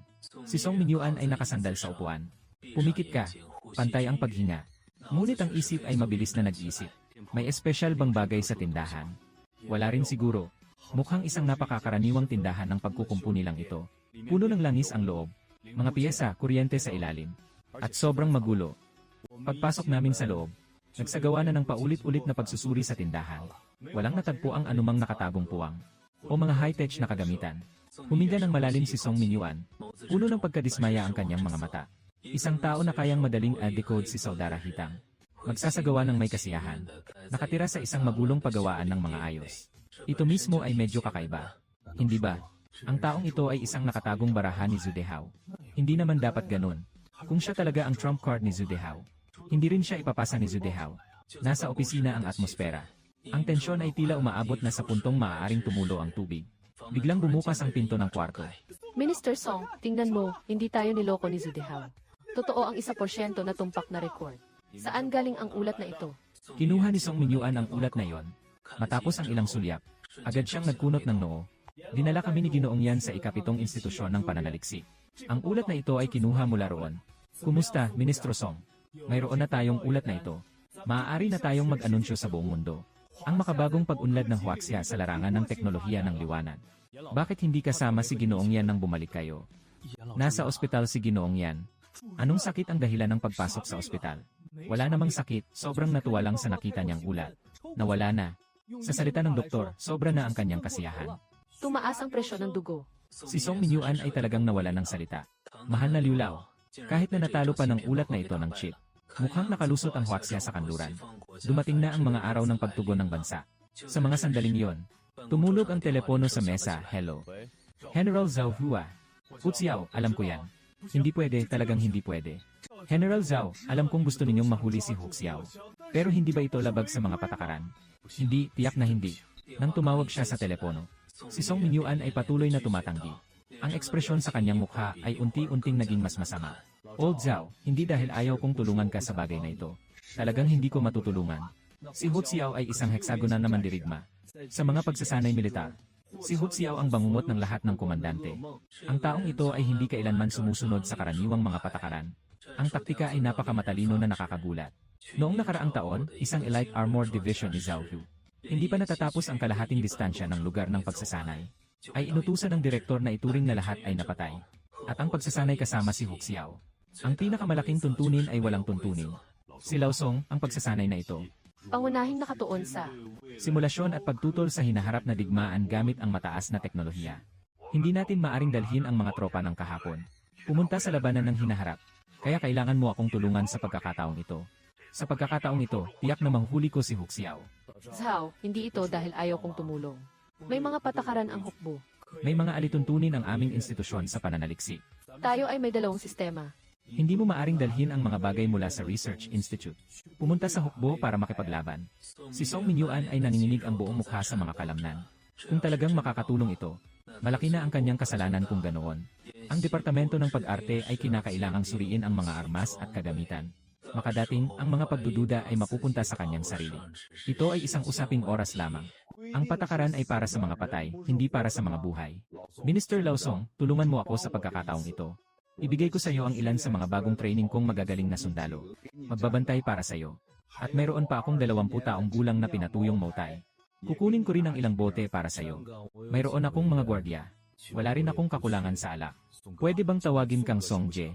Anong laser na sandata? Bigyan mo ako ng kaunti ng electromagnetic pulse. Hindi kita masyadong papahirapan. Kahit na nasa loob ng inyong laboratorio. Medyo may mga palatandaan ng prototype. Sige lang. Ang boses ni Zhao Hu ay may kaunting pakiusap. Nagsimula na ring magpawis si Song Minyuan sa kanyang noo. Alam niya kung ano ang ibig sabihin ng military exercise sa loob ng hukbo. Nakuha mo ang kagamitan mula sa akin. Nawawala na ang kahulugan ng pagsasanay sa mga ehersisyo. Sabi ko, Song Je, tactical na yun ni Huxiao, tawagin mo bang pagsasanay? Supersonic missile. Drone swarm. Parang isang sci-fi na pelikula. Wala akong nakikita sa radar dito. Nagtapos na ang mga kasamahan sa direktor sa kanilang pag-arte. Kung talagang hindi kaya, bigyan mo ako ng ilang tumpak na gabay na chip. Pwede bang ako na lang ang maglagay ng bag sa ulo ko? Hindi pwede, General Zhao, ito ay prinsipyo.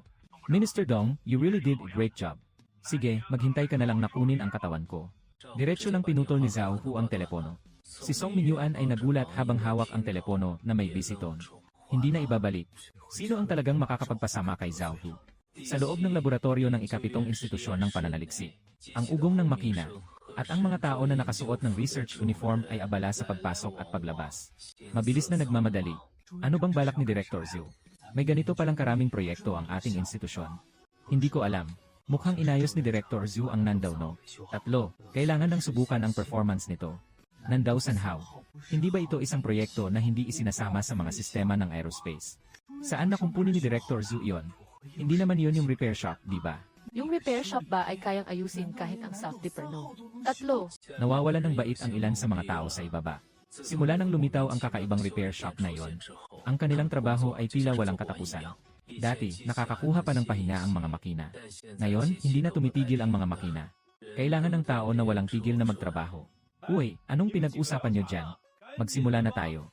Darating na si Director Zhu. Nang matapos ang kanyang sinasabi, pumasok si Zudehao mula sa pangunahing pintuan. Nakasuot siya ng protective suit. Nasa kanyang mga bisig ang isang maliit na kahon. Kamusta ang paghahanda para sa walang lisensya? Ulat sa punong guro. Lahat ay handa na. Good man fight no. 3 Global Satellite Navigation System. Mataas na katumpakan na atomic na orasan. Opisyal nang nagsimula ang pagsubok ng synchronized chip. Nakahanda na ang chip na nandausan. Nakumpleto na ang pag-lock ng target. Simulasyon ng lakas ng nakakaabala na signal, Antas 5. Ito ay sa oras ng ulat ng signal na nakakaabala. Medyo nagkaroon ng kaunting pagkaantala. Antas 5 na panghihimasok. Ito ay halos nagsisimulate ng pinakamasamang kapaligiran para sa mga mandirigma. Sa ganitong kapaligiran, sapat upang gawing bulag ang sinumang nangungunang sistema ng nabigasyon. Ganap na maging bulag. Sige, simulan na natin. Kasabay ng utos ni Zudehao na ibinaba. Isang drone ang nagsimulang gumalaw. Sa gilid ng projection, ito ang lahat ng detalyadong parameter ng drone. Agad na nagbago ang buong kapaligiran sa projection. Ang iba't ibang datos ay nagsimulang tumaas ng labis. Saan mang dako, ang mga magulong signal ay nagiging masalimuot. Diretsong tinakpan ang drone. Kamakailan lang ay matatag ang drone. Ngayon ay nanginginig na ito. Nagbigay ng babala ang drone tungkol sa ruta ng hangin. Tumingin si Zudehao sa mga datos sa screen. May kaunting pagkadismaya sa kanyang mukha. Nabigo ba? Talaga nga. Ang mundong ito ay patas para sa bawat tao. Si Chen Yuanzhu ay makakapag-ayos ng lithography machine. Ito na ang pinakamalaking hangganan. Ngayon ay hayaan siyang ayusin ang South Dipper Satellite Navigation System. Maliwanag na may ilang aspeto pa rin na hindi tugma sa kanilang larangan. Ngunit kayang ayusin ang lithography machine. Ang kakayahang ito ay talagang napakaastig na. Ngunit sa sandaling iyon na si Zudehao ay nakayuko sa pagkadismaya. Biglang uminday ang paligid ng mga sigaw ng pagkabigla. Bigla siyang tumingin pataas. Nakita sa holographic na screen. Biglang lumitaw ang ikatlong datos. Ipinapakita ayon sa pangalan. Iyon ay mula sa sariling data algorithm ng chip. Mahigpit niyang pinanatili ang datos ng drone. At nagbuhol ito ng isang set ng algorithm. Sa wakas, ang datos sa malaking screen ay nananatiling matatag at hindi kumikilos. Ang drone ay nasa kalangitan. Ligtas na umiikot. Ano ito? Meron ba tayong ganitong bagay sa loob ng satellite? Madalas na walang ganito sa loob ng satellite. Pero may nakukuha si Boss Chen doon. Pagkatapos ay nagpakita ng isang labis na nagmamalaki ng ngiti. Sabi ko na noon pa, binago bago ko ang algorithm sa loob. Ngunit hindi niya inaasahan.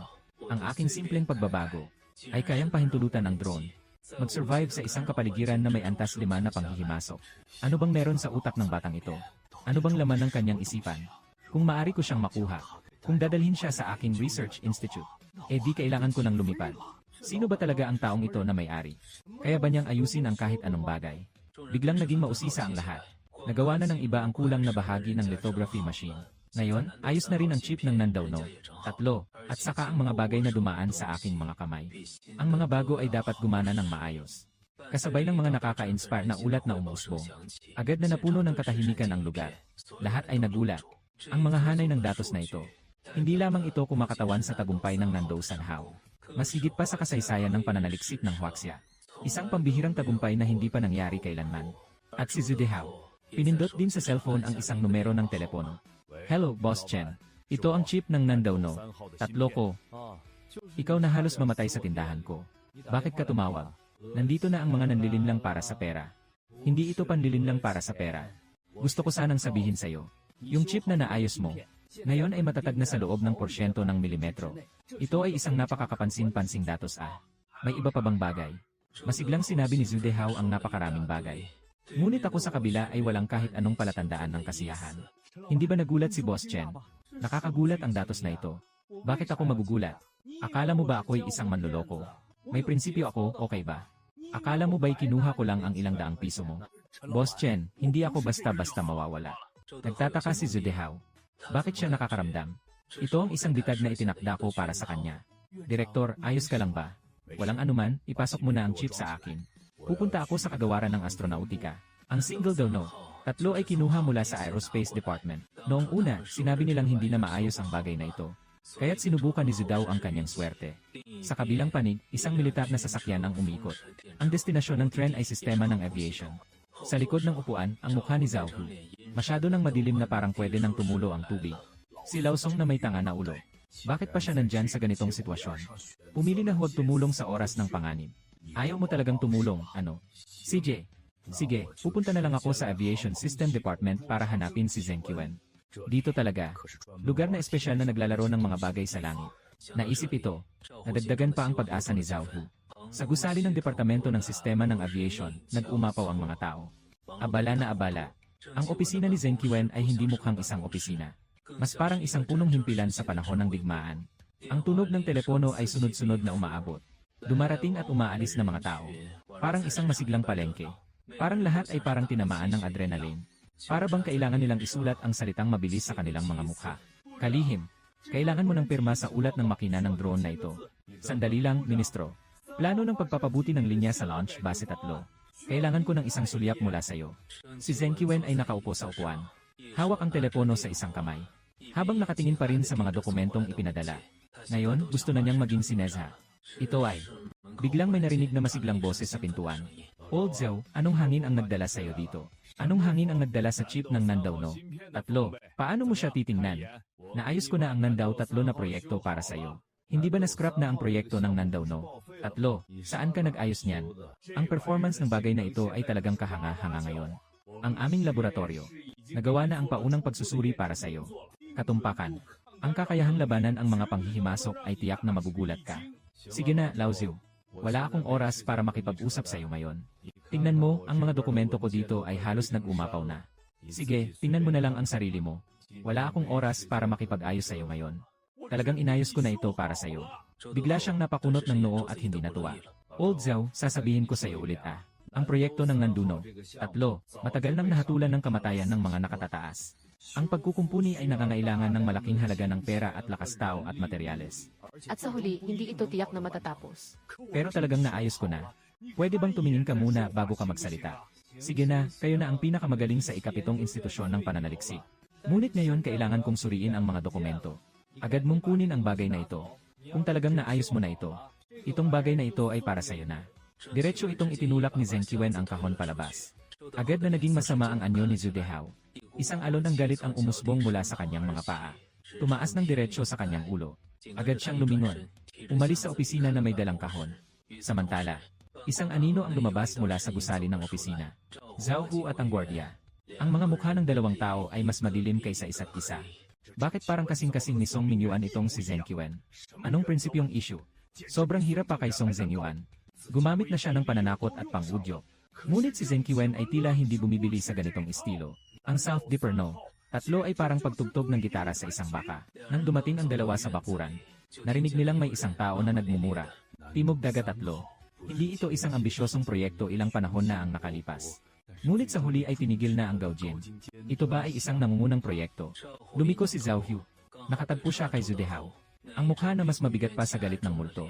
Magandang araw po, Ginoo. Sinasabi mo ba kanina na si Laban Tatlo? Nang itinaas ni Zhu Dehao ang kanyang ulo, bigla siyang napatigil. Grabe, kahit na hindi ko siya kilala. Pero ang maliit na bituin sa kanyang balikat. Ngunit malinaw na nakikita ito ng sarili ko. Magandang araw, ito ang Nandono. Tatlo. Ito ang aming ikapitong kolehiyo ng inhinyeriya. Katatapos lang ayusin ang chip ng Nandao Tatlo. Pero yung matandang si Zheng Qiwen ay walang kaalaman sa halaga nito. Sinasabi niyang peke ang aking South Dipper No. Tatlo. Agad na nagbigay ng galang si Zhu Dehao kay Zhao Hu. At pagkatapos ay inilabas niya ang kanyang maliit na kahon. Timog digmaan 3 numero. Tama, naaalala kong ang proyektong ito ay talagang na-scrap. Noon iyon. Ngunit nalampasan ng aming institusyon ang hamong ito. Na-upgrade na namin ang teknolohiya ng chip. Sa kasalukuyan, ang katumpakan ay kayang sukatin hanggang sa isang langaw. Napakabisa ng kakayahang labanan ang mga panghihimasok. Kahit na mapunit ang langit, magagawa pa rin ito ang trabaho. Ang pinakamahalaga ay mayroon siyang independenteng algorithm. Nang matanggap ito, tila nahanap na ang pagkakataong makapaglabas ng sama ng loob. Sunod-sunod na masiglang ipinakilala. Talaga bang ganito kakahusay? Si Zhao Hu ay nagulat dahil siya ay isang general. Hayaan mo siyang manguna sa labanan. Ngunit sa paggawa ng mga datos sa pananaliksik, wala siyang kaalaman. Sino ba ako para lokohin kayo? Kung ilalagay ito sa misal, turo kung saan, tama kung saan. Kung ilalagay ito sa kagamitan ng isang sundalo, pumasok sa likod ng kaaway at itala ang lokasyon. Makipag-ugnayan sa komandante anumang oras. Napaka-perpekto. Alagaan ang ekspresyon sa kanyang mukha sa sandaling ito. Mula sa simula na pagka-interes ay naging pagdududa. Ngayon ay ang huling pagkabigla. Hindi niya maiwasang humingal ng medyo mabilis. Nasa isip niya palagi na patayin si Hu Xiao. Tumpak na lokasyon. Napakahusay na anti-interference. Nakasariling daluyan ng komunikasyon. Bawat pangungusap. Lahat ng iyon ay tumama ng eksakto sa puso ni Zhao Hu. Maaari mo bang panindigan ang mga salitang sinabi mo? Siyempre, ako ang direktor ng ikapitong institusyon ng pananaliksik. Bilang isang malaking direktor, hindi ba dapat isaalang-alang ang aking mga sinasabi? Sige, kung ganon. Handa akong maglaan ng espesyal na pondo. Buong pusong susuportahan kita sa mass production. Kung hindi sapat ang pondo para dito, mag-apply ako para sa isang karagdagang pondo para sa iyo. Upang itaguyod ang pananaliksik at pag-unlad. Ngunit kailangan muna ng aming tropa na subukan ito. At saka sa maikling panahon, hindi ninyo maaring ipagamit ito sa iba. Hindi pa pwedeng i-produce ng general. Dahil sa chip na ito, ang kanyang encrypted crane path, at ang mga lohikal na operasyon ay magkahiwalay. Ito ay isang ganap na bagong sistema. Siya. Ito ay isang susi na makakapagbukas ng pintuan patungo sa hinaharap na mundo. Susi. Ngunit sa ngayon, mayroon lamang tayong isang susi. At sa ngayon ay hindi pa kami masyadong sigurado tungkol dito. Ang panloob na estruktura ng susi. Ang pinakamahalaga sa susi na ito ay, kailangan niyang makipag-ugnayan sa satellite sa langit. Huwag kang mag-alala, hihilingin ko ito sa itaas. Ang pinakamahusay na institusyon ng pananaliksik ay nandito upang tumulong sa iyo. Hindi ko kayang maniwala na tayo, isang malaking bansa. May produkto na, pero hindi pa ito ma-decode. Hindi kaya ng ganitong maliit na bagay. General, anong ibig sabihin na hindi kayang gawin ng institusyon ng pananaliksik na ito? Ang buong institusyon ng pananaliksik ng ating bansa. Sabihin mo lang kung alin at hahanapin ko yon. Hindi pa kayang gumawa ng ganitong maliit na chip. Nakapangangalit ang noo ni Zhao Hu. Sa kanyang mga mata, kung mayroon ng produkto, ibig sabihin mayroon ng gawain. May trabaho na, yakapin mo na lang ang pangungopya, di ba? Hindi kayang ayusin ng institusyon ng pananaliksik ang bagay na ito, General. Sino ang dapat nating lapitan? Tindahan ng pagkukumpuni ng mga appliances. Anong klaseng bagay ito? Biglang tumaas ang boses ni Zhao Hu ng ilang beses. Naramdaman niya ang kanyang pandinig. May problema bang nangyari? Hindi kayang ayusin ng institusyon ng pananaliksik. Ikaw ang nagpasya na ipagawa ito sa isang repair shop ng mga appliances. Nag-aaway ka ba sa akin? Ito ay may kinalaman sa isang bansa. Mga nangungunang proyekto para sa hinaharap na estratehiya. General, alam ko na parang hindi ka panipaniwala ito. Ngunit hindi ko maipaliwanag ang bagay na ito sa ngayon. Tara na, malalaman mo rin. Sa oras na ito sa tindahan ng pagkukumpuni. Sa hangin. Nagmimistulang may amoy ng sunog na plastik. Hawak ko ang isang maliit na pang-ipit. Naglalagay ng isang kondensador na mas maliit pa sa bigas. Nagsasagawa ako ng pagpapalit sa isang lumang amplifier. Ayusin ang isang amplifier mula dekada 80. Nakakuha ng 2 teknolohiyang puntos. Sa kasalukuyan, mayroong 1,940 na teknolohiyang puntos habang inilapag ko ang pang-ipit. Isang mekanikal na tunog ang umabot, ilang araw na ba ito?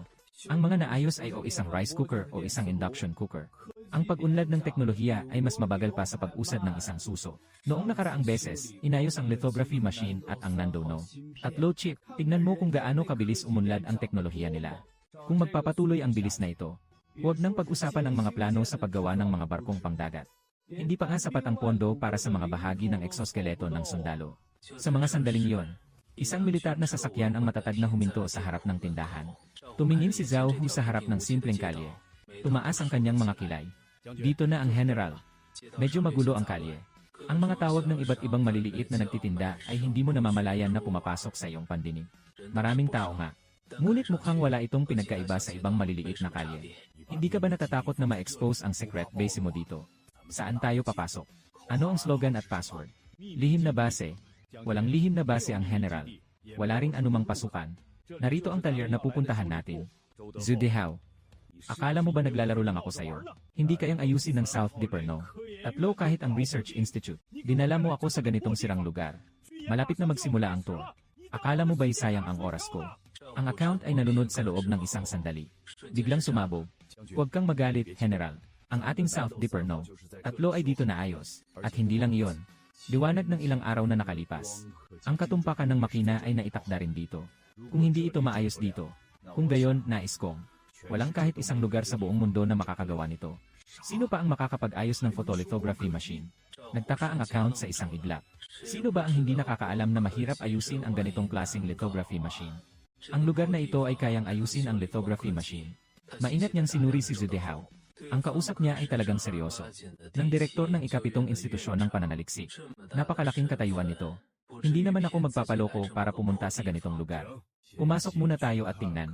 Kung iba ang sinasabi sa loob kumpara sa sinabi mo. Kahit na ikaw ay si Haring Langit. Pinaalis din kita sa trabaho. Inayos ni Zhao Hu ang kanyang damit. Papunta sa paggawaan ng mga ayos. Si Zhu Dehao ay madalas ding humihinga ng malalim. Pumasok si Xuanyijian mula sa likuran nito. Nakatuklas ang sundalo ng mga bagay na maaaring ayusin. Flashlight type 3 na taktikal. Panloob na circuit board na nag-short circuit. Hawk na individual na taktikal na salamin sa mata. Nawawala ang thermal imaging layer. Nasira ang signal receiver template ng Hummingbird microcommunicator. Ilang tao ang pumasok kaagad. Kaya't nagmula ako sa pag-aalaga sa taong iyon sa aking paligid. Nakuha ang impormasyong maaaring ayusin. Lahat ng ito ay mga gamit militar. At ang lalaking namumuno, kitang-kita na hindi mababa ang kanyang katayuan. Mukhang isang mataas na opisyal sa militar siya. Boss, ang tagal na nating hindi nagkita. Matagal na tayong hindi nagkita, Tito. Kamusta ang iyong katawan? Kahit na hindi siya gaanong gusto si Zhu Dehao. Ngunit ang customer ay Diyos. Kailangan pa ring maging magalang. Mabuti ang katawan at mabuti rin ang chip. Ang mga bagay na inayos ni Boss Chen ay may magandang epekto. Nang bumalik kami, nagsagawa kami ng komprehensibong pagsusuri. Mas maganda ang performance kaysa sa orihinal. Sige na, sabihin mo naman ang mga bagay na hindi ko alam. Si Zhao Hu sa tabi ay patuloy na umuugoy ng ulo. Akala niya, ang may-ari ng tindahan ay hindi bababa sa isang lalaking nasa 40 hanggang 50 taon. Hindi niya inaasahan. Isang batang lalaki na nasa 20s pa lang. Akala ko, sa loob ng tindahan ay magkakaroon ng ilang espesyal na tumpak na kagamitan. Pagpasok, bukod sa amoy ng kalawang. At may amoy ng nasusunog na plastik na lumulutang sa hangin. Bata pa lang pero napakamalikot ng dila. Mababaw at mayabang. Ang ganitong tao ay talagang may kakayahan.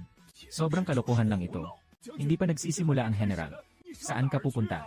Zhu Dehao, saka na lang natin ayusin ang utang natin. Yung ulo mo, yung gwardiya mo. May problema sa circuit board ng tactical flashlight sa kanyang bewang. At mayroon pang mga goggles na suot niya. Nakalbo na ang thermal imaging coating. Anong pagkakaiba ng paggamit nito sa isang bulag sa gabi? O tama nga, yung maliit na komunikasyon sa loob ng kanyang tainga. Nasunog din ang signal template. Walang takot na mamatay siya sa oras na yon. Hindi malakas ang boses ko. Pero, talagang malinaw na narinig ng bawat isa. Lalo na ang gwardiya ni Zhao Hu. Tumingin siya sa akin na may mukha ng hindi makapaniwala. Anong nangyari? Ulat, General. Ang flashlight ay mula sa training ilang araw na ang nakalipas. Hindi sinasadyang nasira. Nasira ang salamin at ang komunikasyon. Dapat sana ay papalitan ko ito ng bago ngayon. Ngunit bigla tayong nagbago ng ruta. Hindi ko na naisip na ganito kaimportante. Nasira mo na lahat ng bagay. Pinapapunta kita rito para mag-utos at maglibang sa parke. Hindi iulat at hindi papalitan. Kung ganito sa digmaan, isa kang buhay na target. Si Zhao Hu ay talagang galit na galit. Sa oras na ito, diretso siyang nagtuturo sa ilong ng gwardiya at nagmura. Ngunit sa isang iglap, napansin din ni Zhao Hu na siya ay natigilan. Pagkapasok nila, wala silang sinabi. Paano niya nalaman ang mga ito? Paano mo nalaman iyon? Dito lang napagtanto ni Zhao Hu ang lahat. Ang mga mata na iyon ay matagal na nakatitig sa akin. Mga taon ng pakikidigma. Hayaan ang lamig mula sa matandang sundalo. Biglang sumabog ito. Biglang natakot si Zhu Dehao sa tabi. Natatakot siyang mag-utos si Zhao Hu. Hayaan ang mga gwardiya sa paligid. Itaas mo ako at hayaan akong magalit. Sino bang nakakita ng mabuting tao na may kasamang bodyguard? Pangalawa, wala akong pakialam kung anong posisyon mo sa hukbo. Pero ito ang aking tindahan. Dito ay dragon, kailangan mong magpahinga. Kung tigre ka, dapat kang humiga. Kung hindi ka kontento, umalis ka na. Nagtaka ng lubos si Huang Yanzhao. Paano ba yan, Boss Chen? Kailangan mo bang maging ganito kamatigas? Ito ay isang general. Basta't gusto nila. Huwag mong sabihin itong tindahan mo. Diretso kitang itatapon sa pugo ng bakal, maniniwala ka ba? Si Zhao Hu ay nakatuon din. Sa mga mata na yon, bukod sa pagkabigla. At puno ng hindi makapaniwala. Sa loob ng maraming taon, maliban sa panahon ng sarili niyang bagong sundalo, hayaan mong sipain ka ng ilang beses ng squad leader. Walang sinuman ang may lakas ng loob na makipag-usap sa akin ng ganito. Anong klase ng pagsasalita yan? Hindi nakatiis ang gwardiya sa tabi. Hawak niya ang kanyang kamao at diretsong tumakbo patungo sa akin. Hinayaan ba kitang gumalaw? Bumalik ka dito bago pa man makalapit ang mga gwardiya. Si Zhao Hu ay nagbigay ng pagbati. Agad na nagkasundo ang mga paa ng mga gwardiya. Agad silang umatras. Ano ba talaga ang dahilan ng pagpunta niyo dito? Sinasabi ko sa inyo nandito ako sa talyer. Hindi ito isang laban sa ring. Kung gusto mong makipaglaban, lumabas ka at makipaglaban. Sa labas, tila kalmado ako sa isang sulat. Ngunit sa totoo lang, naguguluhan na ako sa loob. Ang bodyguard ng malaking tao na ito ay talagang kakaiba. Ang maluwag na damit. Kanina, biglang lumaki ang mga kalamnan. Kung ang suntok na iyon ay tumama sa sariling ulo. Kailangan nang tapusin ang palabas na ito ng maaga. Ganito kasi, Boss Chen. Noong huli nating pagkikita, hindi ba't inayos mo ang chip ng Nandono? Tatlo, gusto naming hilingin sa iyo na ilagay ang chip na ito sa warhead. Bigyan ng bala ng kakayahang mag-locate. Tingin mo, okay ba? Ang tindi nito. Ano ang balak nyo? Nang marinig ko yon, agad akong naging interesado. Ito ay isang bagay na ginagamit ng lahat para sa digmaan. Mayroon tayong isang tao sa Blue Army na ang pangalan ay Hu Xiao. Dapat ay pamilyar ka na. Magsasara ang pinto, babalik at matatalo. Kailangan nating manalo sa pagkakataong ito. Kaya mo bang gawin ito? Tinitigan ako ni Zhao unang may seryosong mukha at nagtanong. Basta't sabihin kong hindi ko kaya. Plano niyang pagsamahin ang mga utang at mga bayarin. Kaya kong gawin yon. Ngunit kailangan ko ang numerong ito. Ipinakita ko ang 5 daliri ko at inalog ito. 500 yuan, okay. Agad akong nag-scan ng e-heat code. Si Zhu Dehao ay masiglang kinuha ang kanyang telepono. Handa na akong magbayad. Anong 500 na piso? Ngayon, kailangan ko ng 50,000 pesos. Bakit? Dati 500 lang naman yan, di ba? Bakit tumaas ang presyo ngayon? Dahil hindi ko siya gusto. Naglakas loob na gumanti sa akin. 5,000 ay kulang pa. Itinuro ko ang aking kamay kay Zhao Hu. Puno ng pagkalito ang kanyang mga mata. Kahit 50,000, 50,000 na lang. Kapag maayos na, dagdagan kita ng 50,000. Kasabay ng isang malinaw na tunog ng pagpasok ng pera. Tinatanggap ko na ang malaking order na ito. Kumuha ng pera ng ibang tao. Magbigay ng tulong sa mga tao. Ngunit hindi ko maaring gawin ang trabahong ito dito. Kailangan kong pumunta sa inyo para gawin yon. Bakit iyon ay isang pangunahing proyekto na lugar ko? Sino ang nakakaalam kung ano ang ginagawa mo? Kung may lumabas na anumang pangunahing impormasyon. Ay naku, magkakaroon tayo ng malaking problema. Hindi ko sinasabi. Mukhang ikaw ay isang mataas na opisyal din. Hindi mo naman balak na ipagawa sa akin ang Nando 3, di ba? Ilagay mo ito sa ibabaw ng bala. Kailangan mo ng isang bala, di ba? Yan ba ay bagay na pwedeng lumabas sa gitna ng lungsod? Kapag lumabas ito, siguradong mapapansin ako sa balita. Muling nakilala ni Zhao Hu ito. Ngunit sa pagkakataong ito, siya ay talagang sumang-ayon at tinanggap ito. Isipin pa lang na ikabit ang chip sa Nandono. 3, hindi talaga niya naisip ang problemang ito. Sige, walang problema. Hintayin niyo ako, ha? Pupunta ako para ayusin ang mga gamit ko. Sabi ko sa kanilang dalawa. Kaya't diretsong pumasok sa likod na imbakan. Nagtaka sina Zhu Dehao at Zhao Hu. Akala ng dalawa na ako ay mag-aayos ng mga bagahe o kung ano paman. Kaya't nagdala lang ako ng isang lumang bag at lumabas. Dala mo lang ang mga bagay na ito. Ano na ang mga kagamitan? Anong gamit ang kailangan mo? Ang utak ko ang pinakamalakas sa lahat. Tiningnan ko si Zhao Hu nang may pagdududa. Lumiko ako at umalis sa switch ng kuryente. Sige na, siya ay isang teknikal na tao. Basta't kaya nitong patumbahin o sirain. Sinasabi niya kung ano ang totoo. Nasaan ang sasakyan niyong dalawa? Walang eroplano o tangke, dapat mayroong militar na sasakyan. Meron. Agad na nagbigay ng senyales si Zhu Dehao sa gwardiya. Hindi nagtagal. Isang karaniwang sasakyan at isang militar na sasakyan ang dumating. Hindi pa ako nakasakay sa military vehicle sa buong buhay ko. Buksan ang daan. Dalawang sasakyan ang rumaragasa sa kalsada. Nakasandal ako sa likurang upuan habang nakapikit at nagpapahinga. Maglagay ng chip sa mga karaniwang bala. Ang trabahong ito, mas kawili-wili ito kaysa sa pagkukumpuni ng mga wave na may maselan na pagbabago. Ang landas ng paglipad ng karaniwang bala, lalo na sa dulo, maapektuhan ng iba't ibang salik ang daloy ng hangin, temperatura at halumigmig. Ang target ay gumagalaw at iba pa. Ang tinutukoy na huling pag-aayos. Ito ay kapag ang bala ay malapit ng tumama sa target. Huling yugto ng sandali. Sa pamamagitan ng panloob na micro-power device. Isagawa ang pagsasaayos ng posisyon. Ituwid ang mga pagkakaiba. Ilang oras ang nakalipas. Dalawang sasakyan. Dahan-dahan silang pumasok sa isang mahigpit na binabantayang kampo. Mataas na pader na may kuryente. 3 hakbang sa isang posisyon, 5 hakbang sa isang bantay. Ang mga sundalo ay nagbabantay sa paligid sa ilalim ng matinding kapaligiran ng makapangyarihang panahon. Pagpasok ko dito, naramdaman ko ang isang matinding kapaligiran ng takot. Talagang karapat-dapat ito sa isang kampo ng militar. Ang atmosferang ito ay talagang mapang-api. Boss Chen, nandito na tayo. Hinawakan ni Wenyan ang kanyang lumang bag at bumaba ng sasakyan. Pagpasok sa gusali. Sobrang nagulat din ako sa loob. Ito ay mas magarbo kaysa sa sariling shop ng pagkukumpuni. Malaking estruktura ng pabrika. Maluwag ang espasyo. Iba't ibang uri ng mga masalimuot na instrumento. Nagtatrabaho ng maayos. Nakaunit ng iba't ibang uniforme ang mga kawani. Abala ang bawat isa sa kanilang mga tungkulin. At ang aking paglitaw. Agad na nakakuha ng atensyon ng lahat. Hindi ba yon si General Zhao? Sino ba yung batang lalaki sa likod? Hindi ko alam. Mukhang hindi naman siya isang malaking tao. Parang isang batang probinsyano. Huwag kang magbula. Sino ang karaniwang tao na makakasama ni General Zhao? Pinahinto ni Lao Wei ang lahat sa kanilang ginagawa. Pumunta rito para magtipon. Hindi nagtagal. Ilang dosenang mga manggagawa na nakasuot ng uniforme. Kaya pumwesto sila sa isang linya. Ipinapakilala ko sa lahat. Ito si Zhu Desheng, ang direktor ng ika-7 institusyon ng pananaliksik. Ito si Chen Yuanzhao, isang may-ari ng pagawaan. Lahat ay sabay-sabay na tumingin sa akin. Agad akong nakaramdam ng labis na pagkalito. Ano ang ginagawa ng may-ari ng pagawaan dito? Director Zhu, please introduce yourself to everyone. Mga general, mga ginoo. Dumating kami dito sa pagkakataong ito. Talagang para sa bagay na ito. Sabi ni Zhu Dehao. Kumuha siya ng isang chip mula sa maliit na kahon. Ano itong bagay na ito? Hindi ka pa nakakita ng mataas na teknolohiya. Mukhang hindi pangkaraniwan. Pero ano talaga ang gamit nito? Agad na iniunat ng lahat ang kanilang leeg. Tumingin sa bagay na hawak ni Zhu Dehao. Puno ng kuryosidad. Ito ang chip mula sa satellite navigation ng South Diperno. 3. Timog Digmaan 3. Hindi ba tinigil na ang pananaliksik na ito? Artipisyal na teknolohiya. Wala tayong sapat na pera at oras. Bakit ito lumabas na naman? Ang banyaga ang namumuno sa base. Agad niyang kinuha ang chip at sinimulang suriin ito ng mabuti. Talagang karapat-dapat ito sa South Diperno. 3. Walang putol na isang piraso.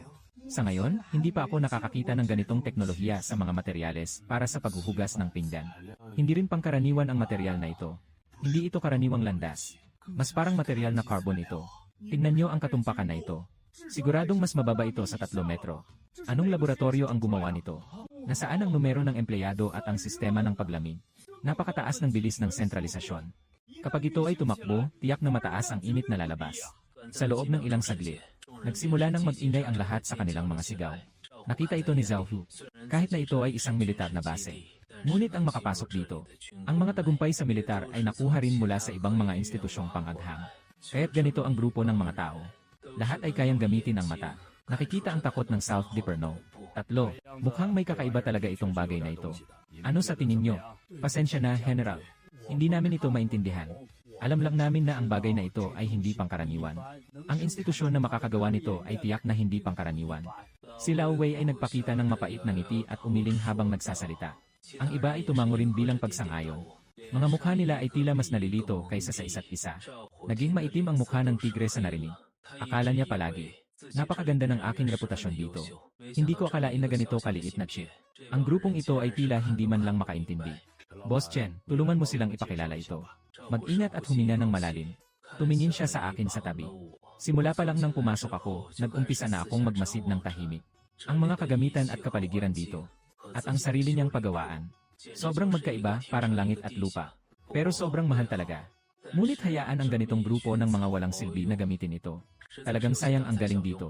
Nakangiti ako. Lumakad sa harap ng lahat at kunin ang chip. Kung alam ko lang na hindi niyo kayang makita ang dahilan.